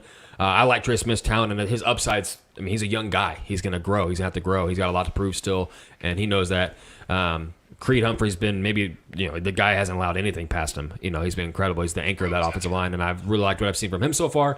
Orlando Brown is going to be great, guys. He's going to be great. We're going to sign him long term. He's going to be here for a long time. He's going to be the guy that's going to be by Pat's side for some years. I truly, truly believe that. But I do need to see more from the run blocking. Our run blocking's been bad, and there hasn't been. Clyde's been getting swarmed as soon as when everyone see we have the run plays are just completely. Everyone knows it's coming, and then once it happens, our run blocking is just not there. We got to get more aggressive up front. I was seeing way too much of our guys getting bullied in the running game last week, so we got to get better at that. But the pass blocking has been great, and that's really the main one you need to worry about too is the pass blocking. So keep Pat protected. We'll be in good hands. All right, Johnny Couch, what is going on with Juan Thornhill, and have you guys heard anything on the situation? Oh, we've heard plenty. We've heard Steve Spagnuolo just put his own foot in his mouth constantly because he doesn't even make sense with half the things he's saying. Because one minute he's sitting here talking about how he has to earn his way back into the defense, and then sitting here saying, defending Dan Sorensen for being horrific for the majority of the snaps he's played, which, by the way, Dan Sorensen is playing way too many snaps as it currently stands. Yeah. Dan Sorensen's getting starter minutes, and he is not a starter. Do we like Dan Sorensen? Yes. He's been here for a long time. He's been here since Andy Reid's practically been here. And he's had moments of greatness. He's made big plays for the Chiefs in big games. I'm not sitting here criticizing Dan Sorensen. Juan Thornhill's a better football player than Dan Sorensen. He needs it. The Chiefs drafted Juan Thornhill in the second round. Mm-hmm. This was a guy that they thought was going to be a difference maker on this defense. Has he struggled? Yes. But how is he going to get any better when he's playing 11 snaps per game? You're not giving him opportunities. You got to give Juan Thornhill opportunities. And what Steve Spagnuolo is saying in these press conferences make no sense, and quite frankly, makes it even more confusing as to what they're doing, or not doing, rather, with Juan Thornhill. They need to give him opportunities this week, because that's bullshit. Yeah, I'm always one to kind of side with the coaches, because I always feel like they know best, and who am I to question them and their decisions? But at the same time, talent is talent. And you have eyeballs. And we need the talent on the field. And Dan Sorensen, as many times as he's made good plays, big plays, and timely plays, a lot of in-between going on there. A lot of football being played in between those big plays, and he's missing way too many tackles. Matter of fact, leading the league with 9 missed tackles. And missed tackles, not only our team, but leading the league in missed tackles. It's just unacceptable, man. And there's another guy that can make plays, too, and that's Juan Thornhill. He can make plays as well. And made two big plays in week 1. He's far more athletic, and I think he's got a better nose for the football. He just needs to be on the field more, and Spags knows that, and I expect that to change this weekend. Next question, Billy Hodge. Hey, guys, do you think that Spags should move Chris Jones back or leave him? I think you should leave him. I'm not giving up on Chris Jones as a defensive end. I think he played incredibly well in that second half against the Browns. You're going to face more teams that are pass first as the season progresses, so I think you're going to see Chris Jones getting in that backfield. Because what is Chris Jones known for, guys? What is he best at? Stopping the run? No. He gets after the quarterback. You give him an opportunity on the edge to get to the quarterback much more than he would be up front. So I'm okay with Chris Jones being there. Like I said earlier, if you have Chris Jones move back to defensive tackle or nose tackle or any of those middle spots, that means Jaron Reed and Derek Nottie are failures. I'm not willing to give them those toe tags yet. I think that those guys still have an opportunity. I'm with Eddie. 5, 6, 7 weeks in, then we can really determine how this defense is. Keep Chris Jones on the edge because I think that's where he's going to be most effective. Yeah, Chris Jones got himself in shape, dropped some weight to play the edge. He spent the whole offseason training as an edge player. That's what he wants to be, and I expect him to be there for the rest of the year unless it gets absolutely unacceptable. It's one thing to be bad against the run up the middle as a nose tackle, but it's another extreme if you're that bad against the run on the edge because the big plays are when players bounce outside and they just turn it upfield. That's what you cannot allow that because you have linebackers that'll back you up if someone gets through the middle and they get past you in the middle. He's got to get better against the run on the edge. He's got to be able to set the edge and keep guys contained and make tackles on the edge. He's not doing that right now, and he was getting absolutely destroyed by the Ravens and by guys off the streets and rookies. That can happen. He's got to get better at that. He's allowing chunk plays around the edge, getting beat, not knowing, being very indecisive. He's got to make a decision, whether it's the right one or the wrong one. Make a goddamn decision and tackle somebody, hit somebody. Don't just stand there waiting for the play to get to you. He's got to be the aggressor. I want to see more of that, and I expect him to be more aggressive this week. Chris Jones is an all-time talent in my mind. The guy's incredible. I expect him to get better as the year goes on and get more comfortable and acclimated to the position. All right. Next question comes from Shaggy Shane. Lance, you and I had our concerns about the Chiefs defense 3 years ago, and we made that clear on my show that season. The excitement and winning of Patrick Mahomes in 2018 covered up the shortcomings of the defense too many that season. At Arrowhead until Bob Sutton's defense was exposed in front of the world in the AFC Championship game. The bar has been raised in 2021. Chiefs fans expect better defensive play. Would you be surprised if a sellout crowd at Arrowhead booed mightily if our defense continues to suck tomorrow against the Chargers? No, I wouldn't be surprised. And honestly, I think the fans should boo if that's what happens. I'm sorry, maybe I'm missing it here, but aren't our standards different now than it was 3-4 years ago? Since Patrick Mahomes took over, our standards here changed in Kansas City. It's Super Bowl or bust. Yep. That is how it's going to be from here on out. So if they're not playing like a Super Bowl team, boo them. I'm not a person that sits here and says that, you should disrespect players and coaches. I'm not saying disrespect, but let them know This isn't okay. Look, guys, when did the changing of the guard officially happen here in Kansas City with the Chiefs? When Arrowhead got blacked out. When they started flying the banners over. When they started, saying enough is enough, fire Pioli, get rid of this bullshit. Because for all these years, we were okay with mediocrity and conservatism. We were okay with them just being good enough but never being great. We were finally sick of it when they finally showed their ass and went 2-14. Then they went and got Andy Reid, and everything changed from that point on. The Chiefs have not had a season worse than 9-7 since then, and have been to the playoffs 7 of the 8 seasons Andy Reid's been the head coach, and have been to back-to-back Super Bowls. Things have changed here. So boo them. Tell them that this is not enough. I'm okay with it because I'm going to be booing them if they don't play better. I have confidence they will, but if they don't and things continue to go down this trajectory similar to 2018, it's unacceptable. Yeah, it's simple. We hear it almost every single time after a home game, especially after a home victory. What do the coaches say? What do the players say? What does Pat say? What do all the defensive players say when they have Arrowhead on their side? When it's getting loud, they gave us a lot of kudos because we contributed to the opposing offenses screwing up or not being able to hear things and delay games and all this, so on. We contribute as fans when we're winning, and we let our voices be heard in the loudest stadium in the NFL, loudest outside stadium in the world. We let it be known when we're winning, and we contribute as fans.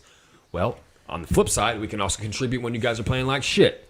Allow us to boo as well when you guys aren't performing up to par. So it's a two-sided thing, man. When we're winning, we're always there.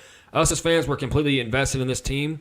We give you guys our time, our money, and attention, everything. So, we gotta get some feedback from that investment, that ROI, right? So we got to see our defense play up to par, and if they're not, we got to let our voices be heard in the good and the bad times.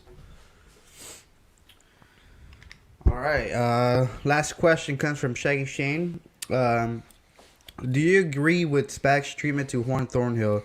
It is very similar to how former Chiefs head coach Todd Haley treated wide receiver Dwayne Bowe and linebacker Derek Johnson.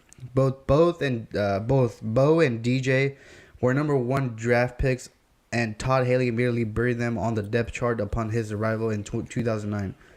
Do you think this similar treatment to Thornhill will work?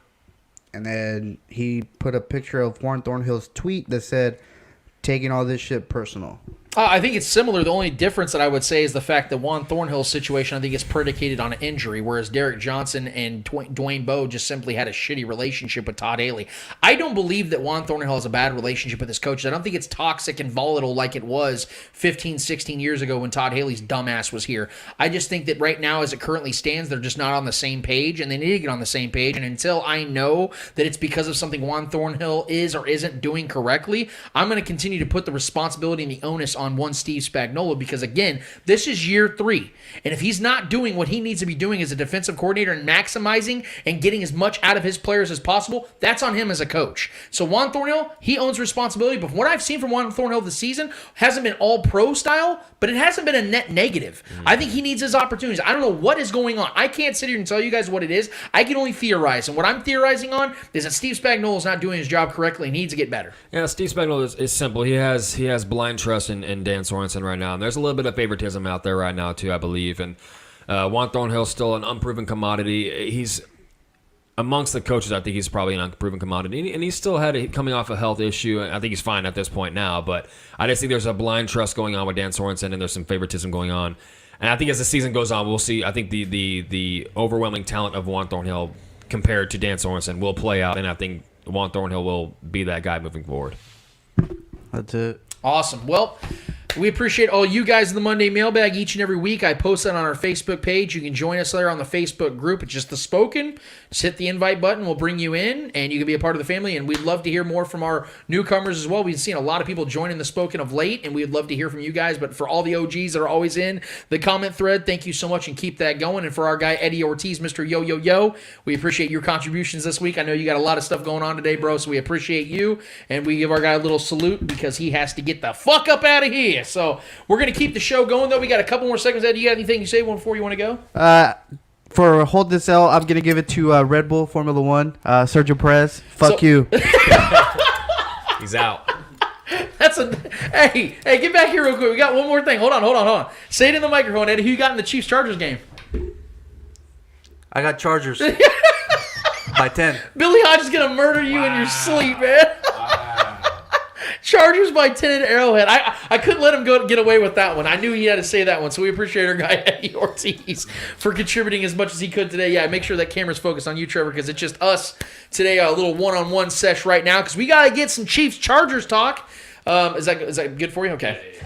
All right, so we have a very pivotal, I would say, divisional game coming up for the Chiefs and Chargers. It's an interesting matchup, not just because of the fact that a lot of people are expecting the Chargers to be a up-and-coming type team, which they are every single season, it seems, and the Chiefs obviously being a perennial Super Bowl contender with Patrick Mahomes at the helm. But it's also the fact that both these teams are coming off very frustrating losses in games that they probably should have won in most regards. The Chargers game in particular, they lost to a Dallas Cowboys team that I felt I picked the Chargers to win that game. I thought they were the better team going into that game. I picked the Cowboys. There was a lot of Cowboys fans there, so in essence, the Cowboys pretty much had a home game on the road. You saw a lot of Dallas blue in that game. I'm going to say something about Justin Herbert here real quick, guys. And Trevor and I are humongous Justin Herbert fans. I think he's a top 10 quarterback already. He's got everything you need in a true quarterback. But can we have an honest question about Justin Herbert this season? He hasn't been very good. No. I know he's thrown is almost 700 yards so far this season, which is really, really good. It's about just the same as Patrick Mahomes. He's getting his yardage. But he has 2 touchdowns to 3 interceptions. And like an 88 quarterback rating, or 85 quarterback rating, or whatever at this point. He's completing passes, but I haven't seen him play very well in the red zone, and he's really dropping really far back in the pocket a little too much. Where he's a versatile and mobile quarterback to an extent, but I'm not seeing a lot of really good decision making from Justin. I think he's trying to press a little too much. It could be a sophomore slump thing. I'm not really buying into that yet because I think he's going to start to catch stride, but there's really no excuse for it. He has a decent offensive line. They rehauled it this offseason, got him some really good players on the offensive line. Yeah. He's got really good weapons in Keenan Allen and Austin Eckler and Mike Williams. Like he's Good got, roster all yeah, around. Jared Cook. I mean, that guy is an ageless player. He's always productive no matter where he plays. So there's really no excuse for them to be only averaging 19 points per game as an offense. So I want to start with the defense on the Chiefs side of things with this one. And by the way, I will say this, guys, that the penalties do play a big factor in matchups. Right now, as it currently stands, the Chiefs have the fourth fewest penalties in the league, which is very damn good, being 28th in the league in penalties. And the Chargers are actually the 5th highest penalized team in the NFL. So this could play a big factor in this game, and I just wanted to kind of throw that to the side because officials can play a factor in a game sometimes. And I don't know who's officiating the game. I know people love to play conspiracy theories whenever you get a certain referee officiating a game, you think that he's going to be more favorable on one team. I don't know who it is. All I do know is that so far the Chargers have been a very undisciplined team, and when you're undisciplined, more times than not, that's going to cost you games throughout the duration of a season. Now, coming into this matchup, we've already broke it all down about how the Chiefs have really struggled on the defensive side, giving up 404 rushing yards on the ground so far this season, just 2 games, and 65 total points. That's horrible. That's absolutely horrible. But the reason why I feel confident in this matchup in particular for the Chiefs defense bouncing back is the fact that this Chiefs defense is built to stop the pass. They have not been terrible against the pass so far this season. They're giving up a lot of. They're allowing, I think, 75 completion percentage of quarterbacks. That's not good at all. No. But the Chiefs aren't giving up a lot in the air. They've only given up 1 passing touchdown through 2 games and have forced 3 interceptions. So the Chiefs defense in this matchup, I think it actually favors them the way Herbert's playing to this point and the way the defense is built. Now, I will say this. I think that Justin Herbert can look at this game and come into this game with the intention of being a do game. Because like I said, against the Washington football team, he wasn't good. Against the Cowboys, he missed so many opportunities. I know there were really bad penalties. One was a touchdown that got called back that would have equated into, obviously, him having 2 touchdowns and 2 picks so far, or no, 3 touchdowns, 3 picks so far this season, but that didn't happen. One was in the end zone too. That's what I'm saying. So I think there's been some, and that falls back to the penalty aspect that I was talking about, them being an undisciplined team, and Justin Herbert not capitalizing in certain big moments.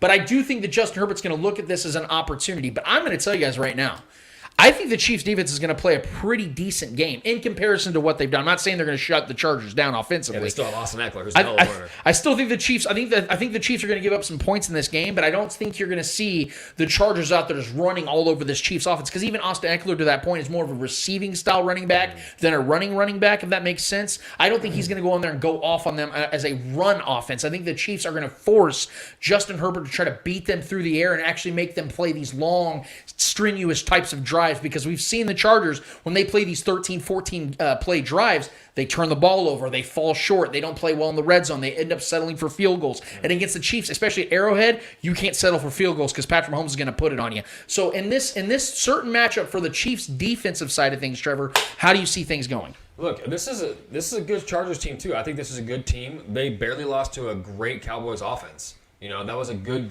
game. It came down to a field goal, right? So I'm not, and that's a tough offense to defend. So as far as for the Chiefs defense, I definitely think this is the type of team that we are built to compete against more than the likes of the two first teams we played so far this season with a run-heavy offense, which we got to get better at that as well. But I think this type of offense, the way that they are ran, and over there in LA, I think this fits into. This is where Tyron can really get his uses going. This is where a Juan Thornhill can make a big play in the, maybe an interception. I think this is where L'Jarius Sneed can make a big play too. This is the kind of they play into our strengths. But I will say this about Justin Herbert, man. I think he's playing well. He's had a couple bad boneheaded plays. I still think we got to worry about him, man. He's still got that it factor to where he can make some plays against our defense, and plus. For his sake too, he's dealing with. He has a completely new scheme this year, a new offensive scheme, new head coach, and this is his sophomore year, so he has the risk of having that sophomore slump and having a new scheme to learn, new head coach, a new voice in the locker room, which that could be a good thing too, but also that's a lot at once on one off season to go through, and he has yet to play an Arrowhead with the loaded crowd. That's or in a meaningful game. That's the biggest thing. And then the Chiefs. This is bad timing for them because I know that the Chargers are coming off of a loss to a good Cowboys team, coming off a loss from that game, but also the Chiefs coming off a game that we gave away in the end to a divisional foe that we've always owned, that we've been the kryptonite to. Now we're coming home to a divisional foe. It's just bad. All the stars align against the Chargers in my mind in this game. But defensively, I think we will allow points. I do agree with you. I think our defense tends to allow points. We like to keep it interesting. I feel like since we've been Chiefs fans, no matter who the coach is, we just always tend to play down to the level of our competition. We allow things to get close, especially Andy Reid. He doesn't put his foot on the throat, which I don't like. I like aggressive football. I like putting teams away. I like embarrassing teams. I like that kind of football. That's just not who Andy Reid ever has been. Unless we're running it up on the Patriots or something like that. That's always fun. But I would love to see that. I think this is going to be a closer game than we expect. I think a lot of people are expecting a close game. I'm expecting a close game as well. I think it'll be I think our defense plays well enough to put this game away. But I know we'll touch on the offensive side. But I think I definitely agree with you. I think bringing it back, I think our defense, this is the kind of team that we would have more success against than a Lamar Jackson-led offense or a Nick Chubb-led offense. So I think this definitely plays into it. But Keenan Allen definitely has had his games against us. So I will say that. Keenan Allen has had his way. But I think L'Jarius Sneed will be I don't know if we're going to shadow him or not, but Mike Williams has emerged too this year. Mike Williams has been definitely a good deep threat guy, a big get-up-and-get-it guy. I think he's like 6'6". He's like a tight end body running, 9 routes. So that's a guy you got to worry about too. And then I do believe in the Austin Eckler. I think Austin Eckler is a definite talent. I think he is a good runner of the football. He's not just receiver. I think he is a good runner of the football too. So we just got to be. Our defense has got to be on its P's and Q's. And this is a great chance for the defense to bounce back after that porous performance against the run last week. So yeah, I think they definitely play into our strengths. The way their offense is built and the way they play offense. You mentioned something that I find very interesting about Justin Herbert coming to Arrowhead really for the first time. I know he played in Week 17 against the Chiefs. His fans are going to give it to It was him. a meaningless game for the Chiefs at least. The Chargers obviously didn't make the playoffs, so it was also meaningless for them in most regards. Anything that was important. Still a close game. It's still a close. Well, I think they ended up pulling away like 31-28 Right. or 38-21. But it was without The point is, there was a meaningless game, and also the fact that you're looking at Justin Herbert, who so far in his career has beaten one playoff team in his career, and it was the Chiefs in Week 17. So I think we're contextualizing Justin Herbert's career. We're giving him praise because we see the talent, we see the way he plays football more times than not. But I also think that we need to kind of, I don't want to say slow down on him because I don't want to be that guy. I just think that maybe we need to let him prove himself a little bit more when it comes to playing against legitimate teams before we start sitting here saying this guy's next. Because we still don't know that. We saw Josh Allen last year and how great he played, and now he's struggling mightily Looking this like season. rookie year. Yeah. He's starting to throw those 50-50 balls again. He's starting to panic a lot, and I know he's played good defenses too, but talent doesn't always equate into becoming a great quarterback. But so, like the fan thing is a big deal, though. Yes. Like him playing in front of fans, and like you said, their home game was damn near a Dallas home game. And, him playing, because last year he flourished with no fan noise. Yeah. And coming to Arrowhead, maybe the toughest place to play in the NFL. and I also want to say this. Too.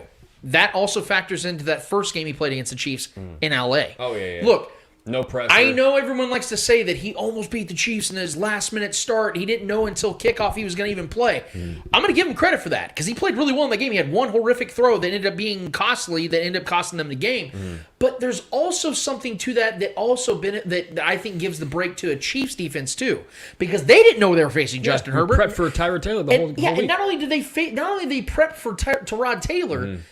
But no one had any film on Justin Herbert. He hadn't played yet. So there is some credit we need to give the Chiefs defense in that game as well. So I think it's kind of a wash. I think people give Justin Herbert a lot of credit for that, but don't really give the Chiefs a lot of very well at high level too. Right. He actually played better against other opponents than he did against the Chiefs. He didn't have a great game against the Chiefs. He had 2 touchdowns. One of the greatest rookie seasons ever. Sure, yes. But against the Chiefs, it wasn't like he had this profound game. He played well, but to the Chiefs' credit, they had no idea they were going against him. Right. They had no idea up to kickoff. That's a significant difference. Now, looking at the inactives, or at least the injury report to this point for the Chargers, here we go again.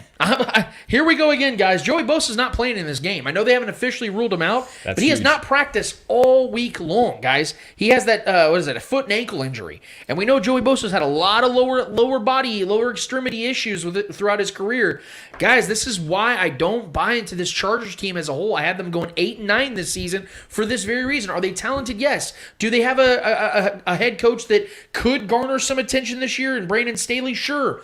They have Justin Herbert, but can we say with any definitive confidence that this team can stay healthy for an entire year? Derwin James is on the he has a toe injury. He didn't practice half the week. I think he's probably going to play, but Chris Harris is officially ruled out.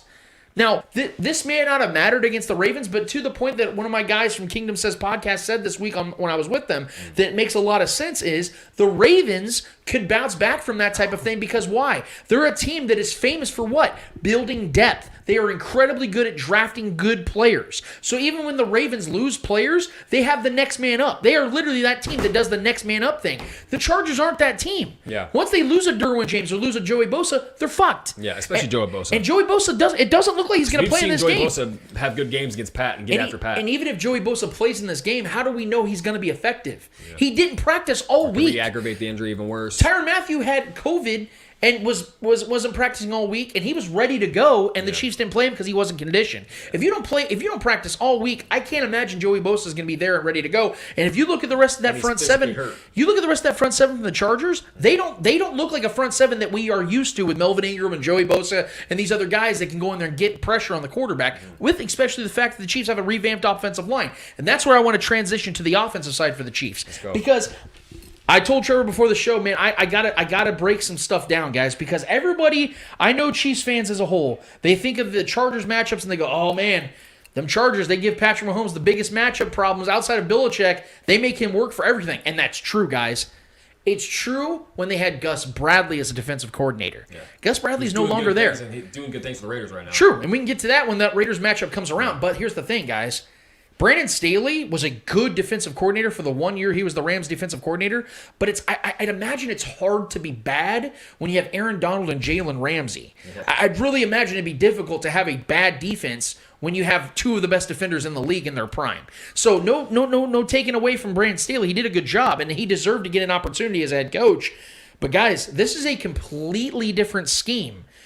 Gus Bradley liked to run that single high safety stuff and bring the house and try to make things a living hell for Patrick Mahomes in the middle of the field and not allow him to get those deep shots. That's Gus Bradley's style.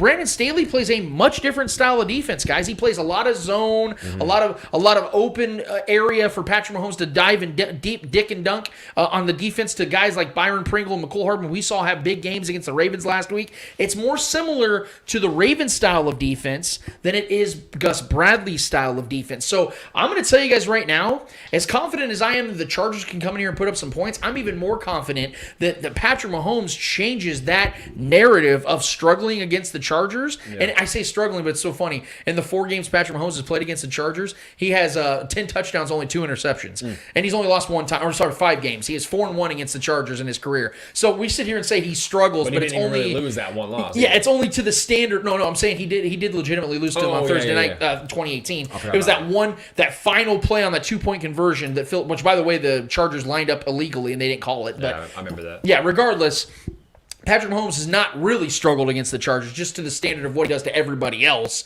He has, but Gus Bradley is no longer there, guys, and I think that's going to play a factor in this game. Yeah. Travis Kelce and his career. I was talking to Shaggy before the show today. He was asking me the Travis Kelce's numbers against the Chargers in his career. Not very good. 5 receptions for only 44 yards. Put the clamps on him. 2 total touchdowns in 13 games against the Chargers. 13 games. He only has 2 touchdowns. Yeah. And Travis Kelce has become a touchdown machine. Mm-hmm. I think Travis Kelce is going to have a big game. I'm telling you guys right now. Even if Derwin James plays? Even if Derwin James plays. Oof. And the biggest reason why, guys, is because we still don't know. Derwin James hasn't had like this great season so far this season. Yeah. And Travis Kelce somehow, some way is getting better at football. And I expect the Chargers to last week, man. I'm telling you.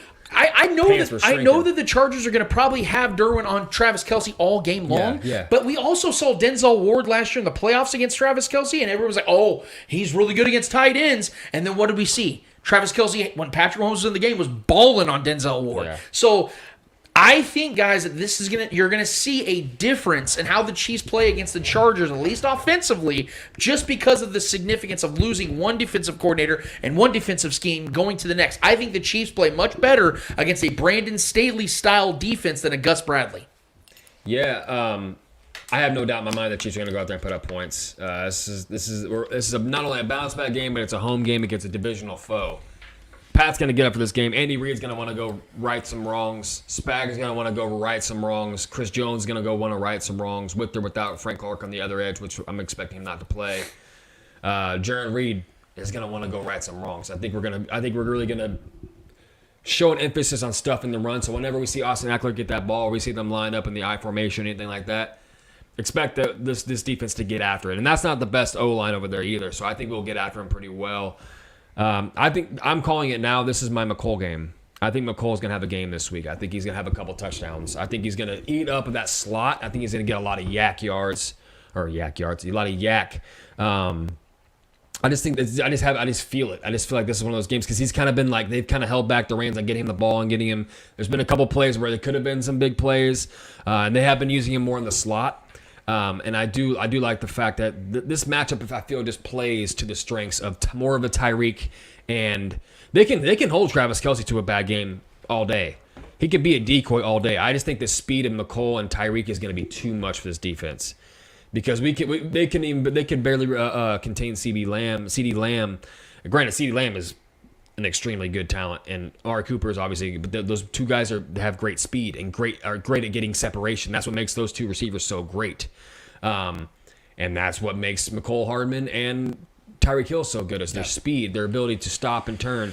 And I've been seeing McCole getting better at his routes, and they've been using him more in different sections of the field, which I like. They're spreading him around, moving him around. I can even see him making some big plays on some jet sweeps, in-round stuff, some pre-snap movement stuff. I just think this is going to be a good game for McCole. That's what I see happening. Him and Tyreek, I think this is a speedster type game offensively. We can let Travis Kelce's still going to get his. He's still going to get, a bad game for Travis Kelce is like 5 catches for like 65 yards, 75 yards, moving the sticks. If Travis Kelce is going to be that curl route guy, getting the first downs, moving the sticks, whatever. And I do think Clyde's going to get more involved. I don't think this is the game that Clyde just erupts, though. I think this is the game to kind of get Clyde's mind right, get him some good touches, some good confident chunk yard plays, kind of get him, just After that fumble, he's in the dumps. He's mentally going to be in the dumps. I don't think this is a game where we're going to force feed him because I don't think we're going to have to. That's not Andy Reid's way. Yeah. Outside of that time, the end game, because he fumbled late and blew the game for us. It was different, like with the Kareem Hunt situation. It was the first play, right? It was Kareem's first play, and then after that, we're like, fuck it, we're going to feed your ass. Mm-hmm. And they fed him, and then they ended up eating the Patriots up. That's an entirely different scenario. And I don't think there's any real reason to just... I think a lot of people are expecting us to force feed Clyde after that. I think a lot of teams are expecting us to get that right. I don't think that's gonna be the case. I don't think that's Andy Reid's style, like you said. I think McCole and the speed of Tyreek Hill are going to eat that defense up. And just to let you know, but to your point to Travis Kelce about how a bad game is 5-6 catches for 60, 70 yards. To that point, since the beginning of last season, he's only had 2 games under 60 receiving yards. And both of those games were when Chiefs were blowing out the Broncos and the Houston Texans in week 1. So they didn't need to throw him the ball. They were just running the ball and killing the clock, and the defense played really well. So to your point, a bad game for Travis Kelce is 6 receptions for 65, 70 yards. He's out there getting 7 first downs. I'm good with it. Well, and I actually am expecting a game a little bit better than that. I know that his average against the Chargers is incredible so far. Yeah, 5 receptions for 44 yards and less than a touchdown per game, obviously. I do think Travis Kelce actually gets another touchdown and getting closer to that Antonio Gates record, which is 9 straight games with a touchdown. Right now, Travis is sitting at 6, which only 4 tight ends in the history of the NFL have ever done that. So I do expect that Travis is going to get a touchdown in this game. I'm expecting a 6 to 7 reception, 80, 85-yard touchdown kind of game, which is an incredible game. My breakout player for this game, and I think there's 2 of them, and I'm going to utilize 2 of them because Eddie's not here, so I get away with that. The defensive side, I do think Chris Jones is going to have a good game. Okay. I think Chris Jones is going to have a big bounce-back game because Chris Jones is the type of guy that when he hears that type of shit out there and he sees the Pro Football Focus rank him dead last amongst all edge rushers in week 2, I think he's going to respond to that. And the Chargers' offensive line has not been that great, even though they did change things in this offseason. But to your point, a lot of makeshift moves have been happening in this offseason for a team that still we don't know truly what they are. Justin Herbert's been struggling to stay in the pocket and do what he needs to do. He's been getting a little antsy. He's made some mistakes, more mistakes than positive plays. I think Chris Jones is going to get a sack in this game. I think he's going to be a defensive presence, creating havoc for Justin Herbert to actually do what he wants to do on a consistent basis. But on the offensive side, Tyreek Hill is going to go off in this game. I'm going to say that right now. Because as average as Travis can't handle that speed. Yeah, as average as Travis Kelce has been in most of his game against the Chargers, Tyreek Hill's 8. And I don't know if you remember, but last season in that Week 2 game against the Chargers, do you remember who had the deciding play?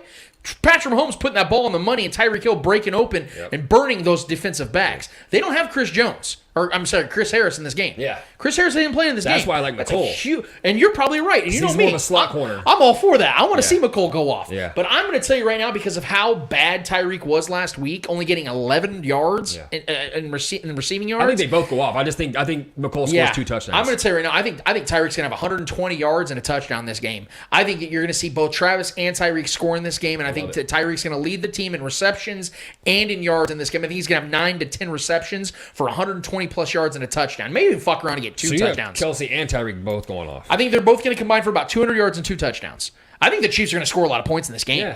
Yeah. Look. We're angry. I'm going to tell you right now, man. I really think, because I posted this poll in the Spoken about which all-time or which single season record do people think Patrick Mahomes is going to break? Because I think he's going to break at least one. I think Patrick Mahomes can break two records this season. I think he's going to break the yardage record that Drew Brees currently has in 2011. He had 13 games in 2011 with 300 yards. I think Patrick Mahomes is going to break that record this year. I think there's a significant chance. Our defense keeps playing that way. I think there's a significant chance that every start of Patrick Mahomes' season this season, he has 300 yards. I really think that, which means he would break the single season yards record, and I think he's going to break the quarterback rating record. Aaron Rodgers right now, which ironically said it also in 2011, has a 122.5 quarterback rating. I think Patrick Mahomes is going to have a 124-plus quarterback rating this season. Yeah. And I think that's going to continue because this offensive line is going to continue to gel. I don't think they have a lot of tough defenses down the slate, and I think Patrick Mahomes is going to get his this season, guys. So I think the Chiefs are going to score a lot of points in this game, and you know how this offense plays when Tyreek Hill's going off. When Tyreek Hill's going off, this offense is literally unstoppable. You can't stop this offense. It opens everything up. To the point about Clyde Edwards-Helaire, I would love this idea, again, especially against a defense as bad as the Chargers have been.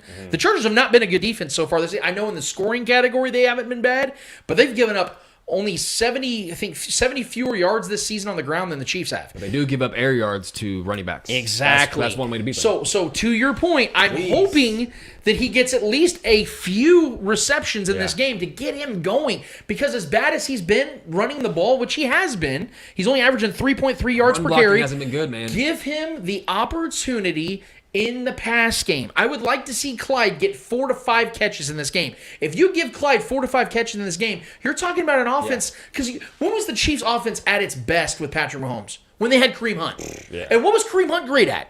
Not just running the ball. He was insanely wheel routes and shit. Yeah. In 11 weeks in the 2018 season, Kareem Hunt had 7 receiving touchdowns. 7! Damian Williams. I mean, Look how great he was in the postseason because of his catching prowess. it's stupid. Yeah, exactly. I don't know when why you we're not see using it. the most effective running games the Chiefs have had is when they've had running backs that are catching the ball. Yeah. That's when the Chiefs are at their best offensively. I will say this. This is our first divisional game. Andy Reid, especially the first divisional game of the year, Andy Reid likes to break out some things we haven't seen yet.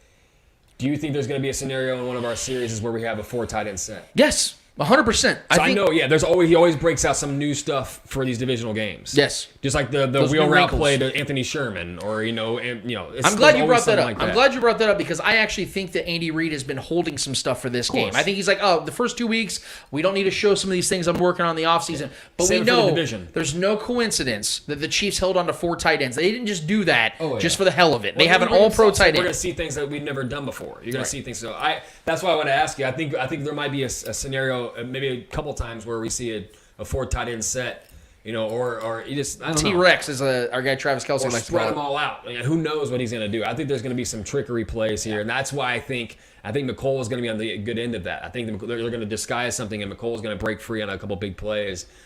I'm just expecting a big game. I could be wrong. I was wrong last year when I tried to call a couple McCole games, but I have a good feeling about this one. He hasn't had an interruption game yet. Yeah, and see, that's the thing that I think, and real quick before we move on to hold this L, is that I think that people are being overly critical on McCole Hardman right now. And if you look at it, he's not having a bad season so far. He's not having a great season. He caught 5 passes last week. He caught 3 the week before, and he's only had 11 targets. So he's got 8 catches on 11 targets. That's efficient. If you can get, what is that? Over 80, almost 80% of your catches or your receptions and targets, you're catching the ball. I think you're right, though, man. I'm open-minded to the idea that McCole Hardman has a breakout game, but because of the fact that I know that the Chiefs get up for games like this and they always like to trust their best players and they let those guys eat, I think Tyreek Hill and Travis Kelce are going to continue that. I think you're going to see both those guys have monster games. I think you're going to see 200 total yards from both of them and 2 touchdowns. I would love to see McCole get a big shot. I would love to see Clyde Edwards-Helaire break out in the passing game. I'm hoping that happens. Regardless, though, I'm very confident the Chiefs are going to win this game. I think that there's a lot of factors into it, and we broke down most of it, but at the end of the day, Andy Reid owns the AFC West. Justin Herbert, Phillip Rivers, doesn't matter who their quarterback is. He has found ways to beat these teams, and the Chargers have always had talented rosters over the last 8 to 10 years. I do want to pick my defensive player, though. You picked Chris Jones. I'm going to pick L'Jarius Sneed. Good call. I think L'Jarius Sneed, like we alluded to before we started this segment about this game, we talked about how the Chargers offense plays into the strengths of our defense. Our defense is built to stop our divisional foes. All of our divisional teams like to either throw the mid or deep throws. So I think L'Jarius Sneed's going to have an interception or a possible interception, a big breakup. Maybe he's really good on those blitzes too. I could see him maybe getting a sack. I think he's going to make a couple of big plays in this game. I think he's going to be the star of the defense this year. You say Chris Jones. I fully expect Chris Jones to have a bounce back game as well, and he could very well steal the show. But I think L'Jarius Sneed's been kind of quiet this year, which is good. You want your corners to be quiet. You don't want their names being mentioned because typically when a corner is being mentioned, it's him getting burnt. L'Jarius Sneed is a solid player, and I think he's going to have a couple big plays that his name's going to be mentioned, but in a bright light. So that's my pick for the defense. And just a side note, because I know we're kind of going a little long on this one, but you guys know we are. When those Twidwells get going, we get going. The whole Frank Clark thing, I'm very much over it. I'm willing to be wrong and say that Frank Clark all of a sudden has an unforeseen stretch coming up. I don't anticipate it. He's getting paid to not play. I compared this, and I'm sure this pisses a lot of people off because there's a lot of people that loved Eric Berry, and I did too. Yeah. But this is starting to feel like the 2018 Eric Berry season when it comes to Frank Clark. You knew that it was the last ride. You knew this was the last go at it with that player. And it just continued to clunk all the way down. He wasn't playing. He wasn't available. And when he was terrible. Off-field shit. Yeah, and he's overpaid. All this other stuff. Like, Frank Clark as a whole right now has been an utter failure. I know that. Look, I know he had 3 really good games in the playoffs of the 2019 in the 2019 season. Yeah. The Chiefs didn't sign him to a 3-game contract. They signed him to a 5-year deal and gave him over $100 million. This has not lived up to the expectation. Frank Clark has not lived up to the expectation. He has 9 sacks in his last 19 games. It's not good. It's just not good. And I expected better from him, especially when you have a player as great as Chris Jones is next to you. When you have a guy like that and you don't perform, man, I put you in the Jadeveon Clowney category. Like, how do you have the talent you have and players around you like you have, and you're still so subpar? It doesn't really make sense to me. We've seen it a lot of times when players get paid too, man. Yes, and that was, thank you for saying that, because that's where I'm at. I think that right now Frank Clark is just very subtle and very, he's content with how life is for him now. He's a 28-year-old dude. He knows this is probably his last season with the Chiefs. He's made his money. Yeah. He's had his success. He got a Super Bowl ring. I think he's just extremely content. Yeah. He did. And I'm not sitting here trying to take that away from him. He will forever garner that respect from me. Mm-hmm. But at the end of the day, it's still a business of what have you done for me lately. And over the last 2 seasons, concluding this season, I'm talking about the last season plus 2 games, Frank Clark has not been a player that I think is deserving of the money he's making. Well, and he's got soft tissue issues right now with this hamstring, and now it's his other hamstring. So now he's got 2 hamstrings that are like iffy, and that's never a good thing, especially with an edge player. I will say it's a long season. I know that's cliche, but to combat what you said, he has a lot of time to prove himself this season. At least finish strong, and whether he plays with us next year or not, which I'm almost for sure certain that he's not going to be here next year. He has a lot of games left in this season to finish out strong and to get himself healthy. If he has to take a couple extra weeks off, I'm fine with that. If we know in the long run he can prove himself and play good football throughout the duration of the rest of the season, we got an extra game even more. We got one more extra game to even add to that to finish the season strong, be a contributor, because we're going to need him, man. We are going to need Frank Clark. Because that only helps Chris Jones. We've been excited about Chris Jones being on the edge and being this guy and having these career numbers and being that new setting the tone guy at the edge, which we love and we're excited about. But we're going to need another guy on the other side to balance that out. And Frank Clark's, we need him.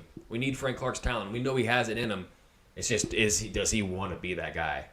We haven't seen it yet. So I'm hoping as the season goes on he proves himself a little bit more. But I'm not too. Yeah, if not, the Chiefs are going to have to take an L on that one. And speaking of L's, we have one more order of business. Trevor, what's it called? Hold this L. What we do each and every week is we wrap up each and every episode with a series of L's in the world of sports, whether they're friendly or unfriendly. We promise you that who is ever holding those L's in the world of sports from us, those motherfuckers deserve it. Trevor, who is holding the L for you this week? Look, I'm going to keep it simple and concise, short and concise. We've already been going for over 2 hours, but Colin Cowherd's going to have to hold it for me, man, because I knew you were probably going to go there, but this one I couldn't not mention it. Right after the debacle in Baltimore when the Chiefs finally lost to the Ravens, they finally got theirs against us, and it took us beating ourselves for them to even get that. Nonetheless, he decided to tweet immediately after that game, Lamar, period, king of the AFC quarterbacks. I want to say that's trolling, which it probably is in the heart of it, because Colin likes to do that for ratings, and I get it. He's great at what he does. He's great at getting eyeballs. He's great at stirring the pot. But that might be the most absurd thing. And all kudos to Lamar. He's great. But for him to finally be, he's 1-3 against the Chiefs now, and 1-4 in the postseason? He's the king of the AFC quarterbacks? He's not even better than Josh Allen yet. Josh Allen actually got some more. He's got some dubs under him. I got to grade it. Josh Allen's never beat Pat either until this point. Lamar finally got his W, but it took us losing the game, not him winning it. He didn't go out there and win that game. Granted, he played well enough to win, but Lamar didn't go out there and just win the game. We gave it away. The game was the W was in our hands, and we let it slip through our hands. It's just somebody as high paid and as clouded as Colin Cowherd is. That's just a trash take and such a slave to the moment type deal. We've had this entire. You're just going to ignore the entire body of work that's gone on leading up to that moment. Lamar is coming off a loss to the Raiders, to Derek Carr. who's also an AFC quarterback. Was Derek Carr the best AFC quarterback at that time when he beat Lamar? So what are we doing here, man? It's just that's such a trash take. It's such a trash tweet. I know he's been getting slandered, and I know Nick Wright bodied him. Per usual. Yeah, so I know that's low-hanging fruit, but I just had to. I didn't know if Eddie was going to mention that at all on the show, so I feel like that had to make. Oh, it's the weekly F1 for Eddie, so right. So I didn't know if he was going to mention that in the Eddie hour or anything, like what our thoughts were on that tweet. So the fact that it wasn't mentioned, I'm just going to go ahead and throw it out there. But for that, Colin Cowherd, what are you thinking, my guy? I love you, but what are you thinking? Stop with the trolling jobs. Do me a favor and hold this L. I'm actually I'm gonna give a W to Ravens fans and the Ravens as a whole. I mean, all jokes aside, that was a big win for their franchise. That's a great fan base. That's where that franchise is at. I'm not even trying to diss them really, but that is now what they would consider a monumental win. Absolutely, because they have can change the whole season for them. Yeah, they've had one playoff win in their last 7 seasons, so that's a big win for them. And I'm almost flattered, like you said earlier. It's flattering that the Chiefs basically play 17 Super Bowls every single. They play 17 Super Bowls now. Everyone's best. Yeah. And this is why I said I was confident the Ravens were going to score this week, is because of the fact that they knew they had to bring it, and they knew that this Chiefs defense has been struggling. And I'm going to give credit to where credit's due, because we all expected the Chiefs win. I had the Chiefs winning comfortably. Yeah. I had the Chiefs winning. What was it, 42-27? I had them winning a 15-point game on the road. Score a cool 30 and walk out of there healthy. Yeah, we talked our shit. A battle, we talked our shit, and I think it's at this point kind of easy to just give myself an L, but I'm actually just going to give the Ravens and their fans a W. Of course. You know how good that probably felt all week long for them to sit there and celebrate that?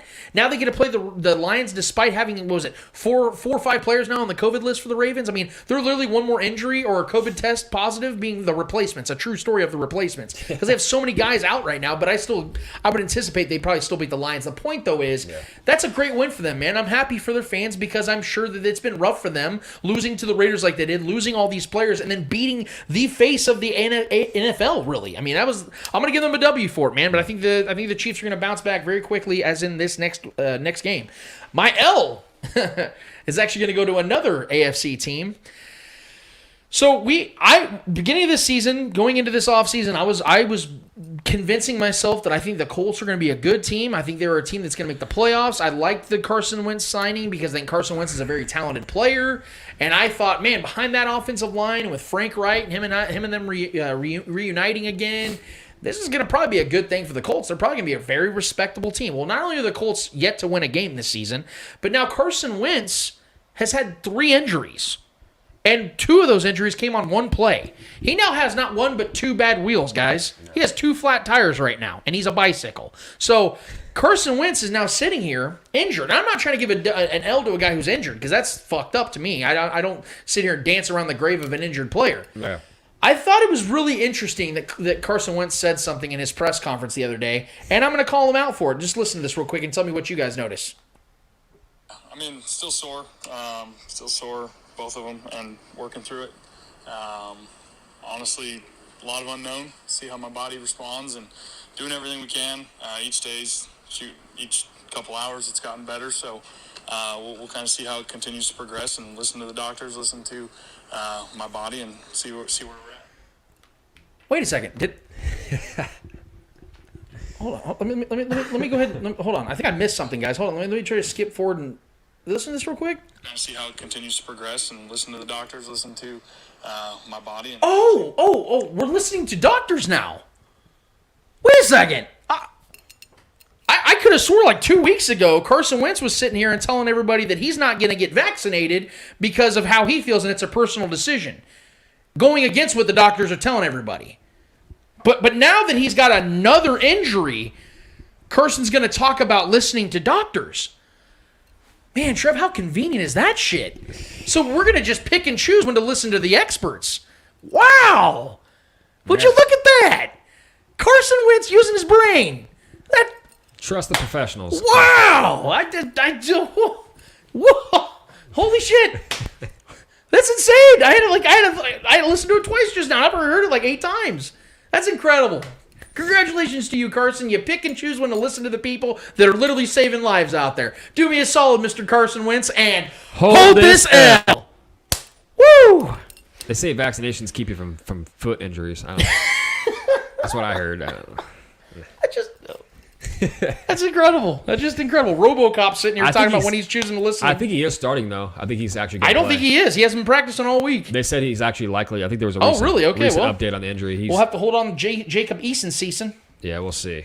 Yeah, I'm No not Jacob confident Eason in putting him season. out there, but Man, that was a fun show, guys. That was an absolute fun show. We've been trying to keep it within like the 2-hour range, but man, us motor mouth Twidwells over here, man, we just get going. And we promise you, we always just try to give you guys honest and true and authentic content. And I hope that you guys are enjoying that. So I'm just going to end it right here, right now. We are so excited about this Chiefs-Chargers game. I cannot wait to see what the Chiefs do and how they bounce back in this game. I hope you guys enjoyed this show. And so for Eddie Ortiz, Mr. Yo-Yo-Yo, for Trevor Twidwell, for the great Clay Windler that puts all this bad boy together, I am Lance Twidwell of the Spoken Podcast. Episode 135 is done. It's good. It's finito. And until 136, when we recap the Chiefs-Chargers game, and we talk about that Chiefs-Eagles game, the reuniting of Andy Reid versus his old That's gonna be a good team, one. which is going to be fun. Jalen Hurts. We out of this bitch. You guys have a great weekend. Later.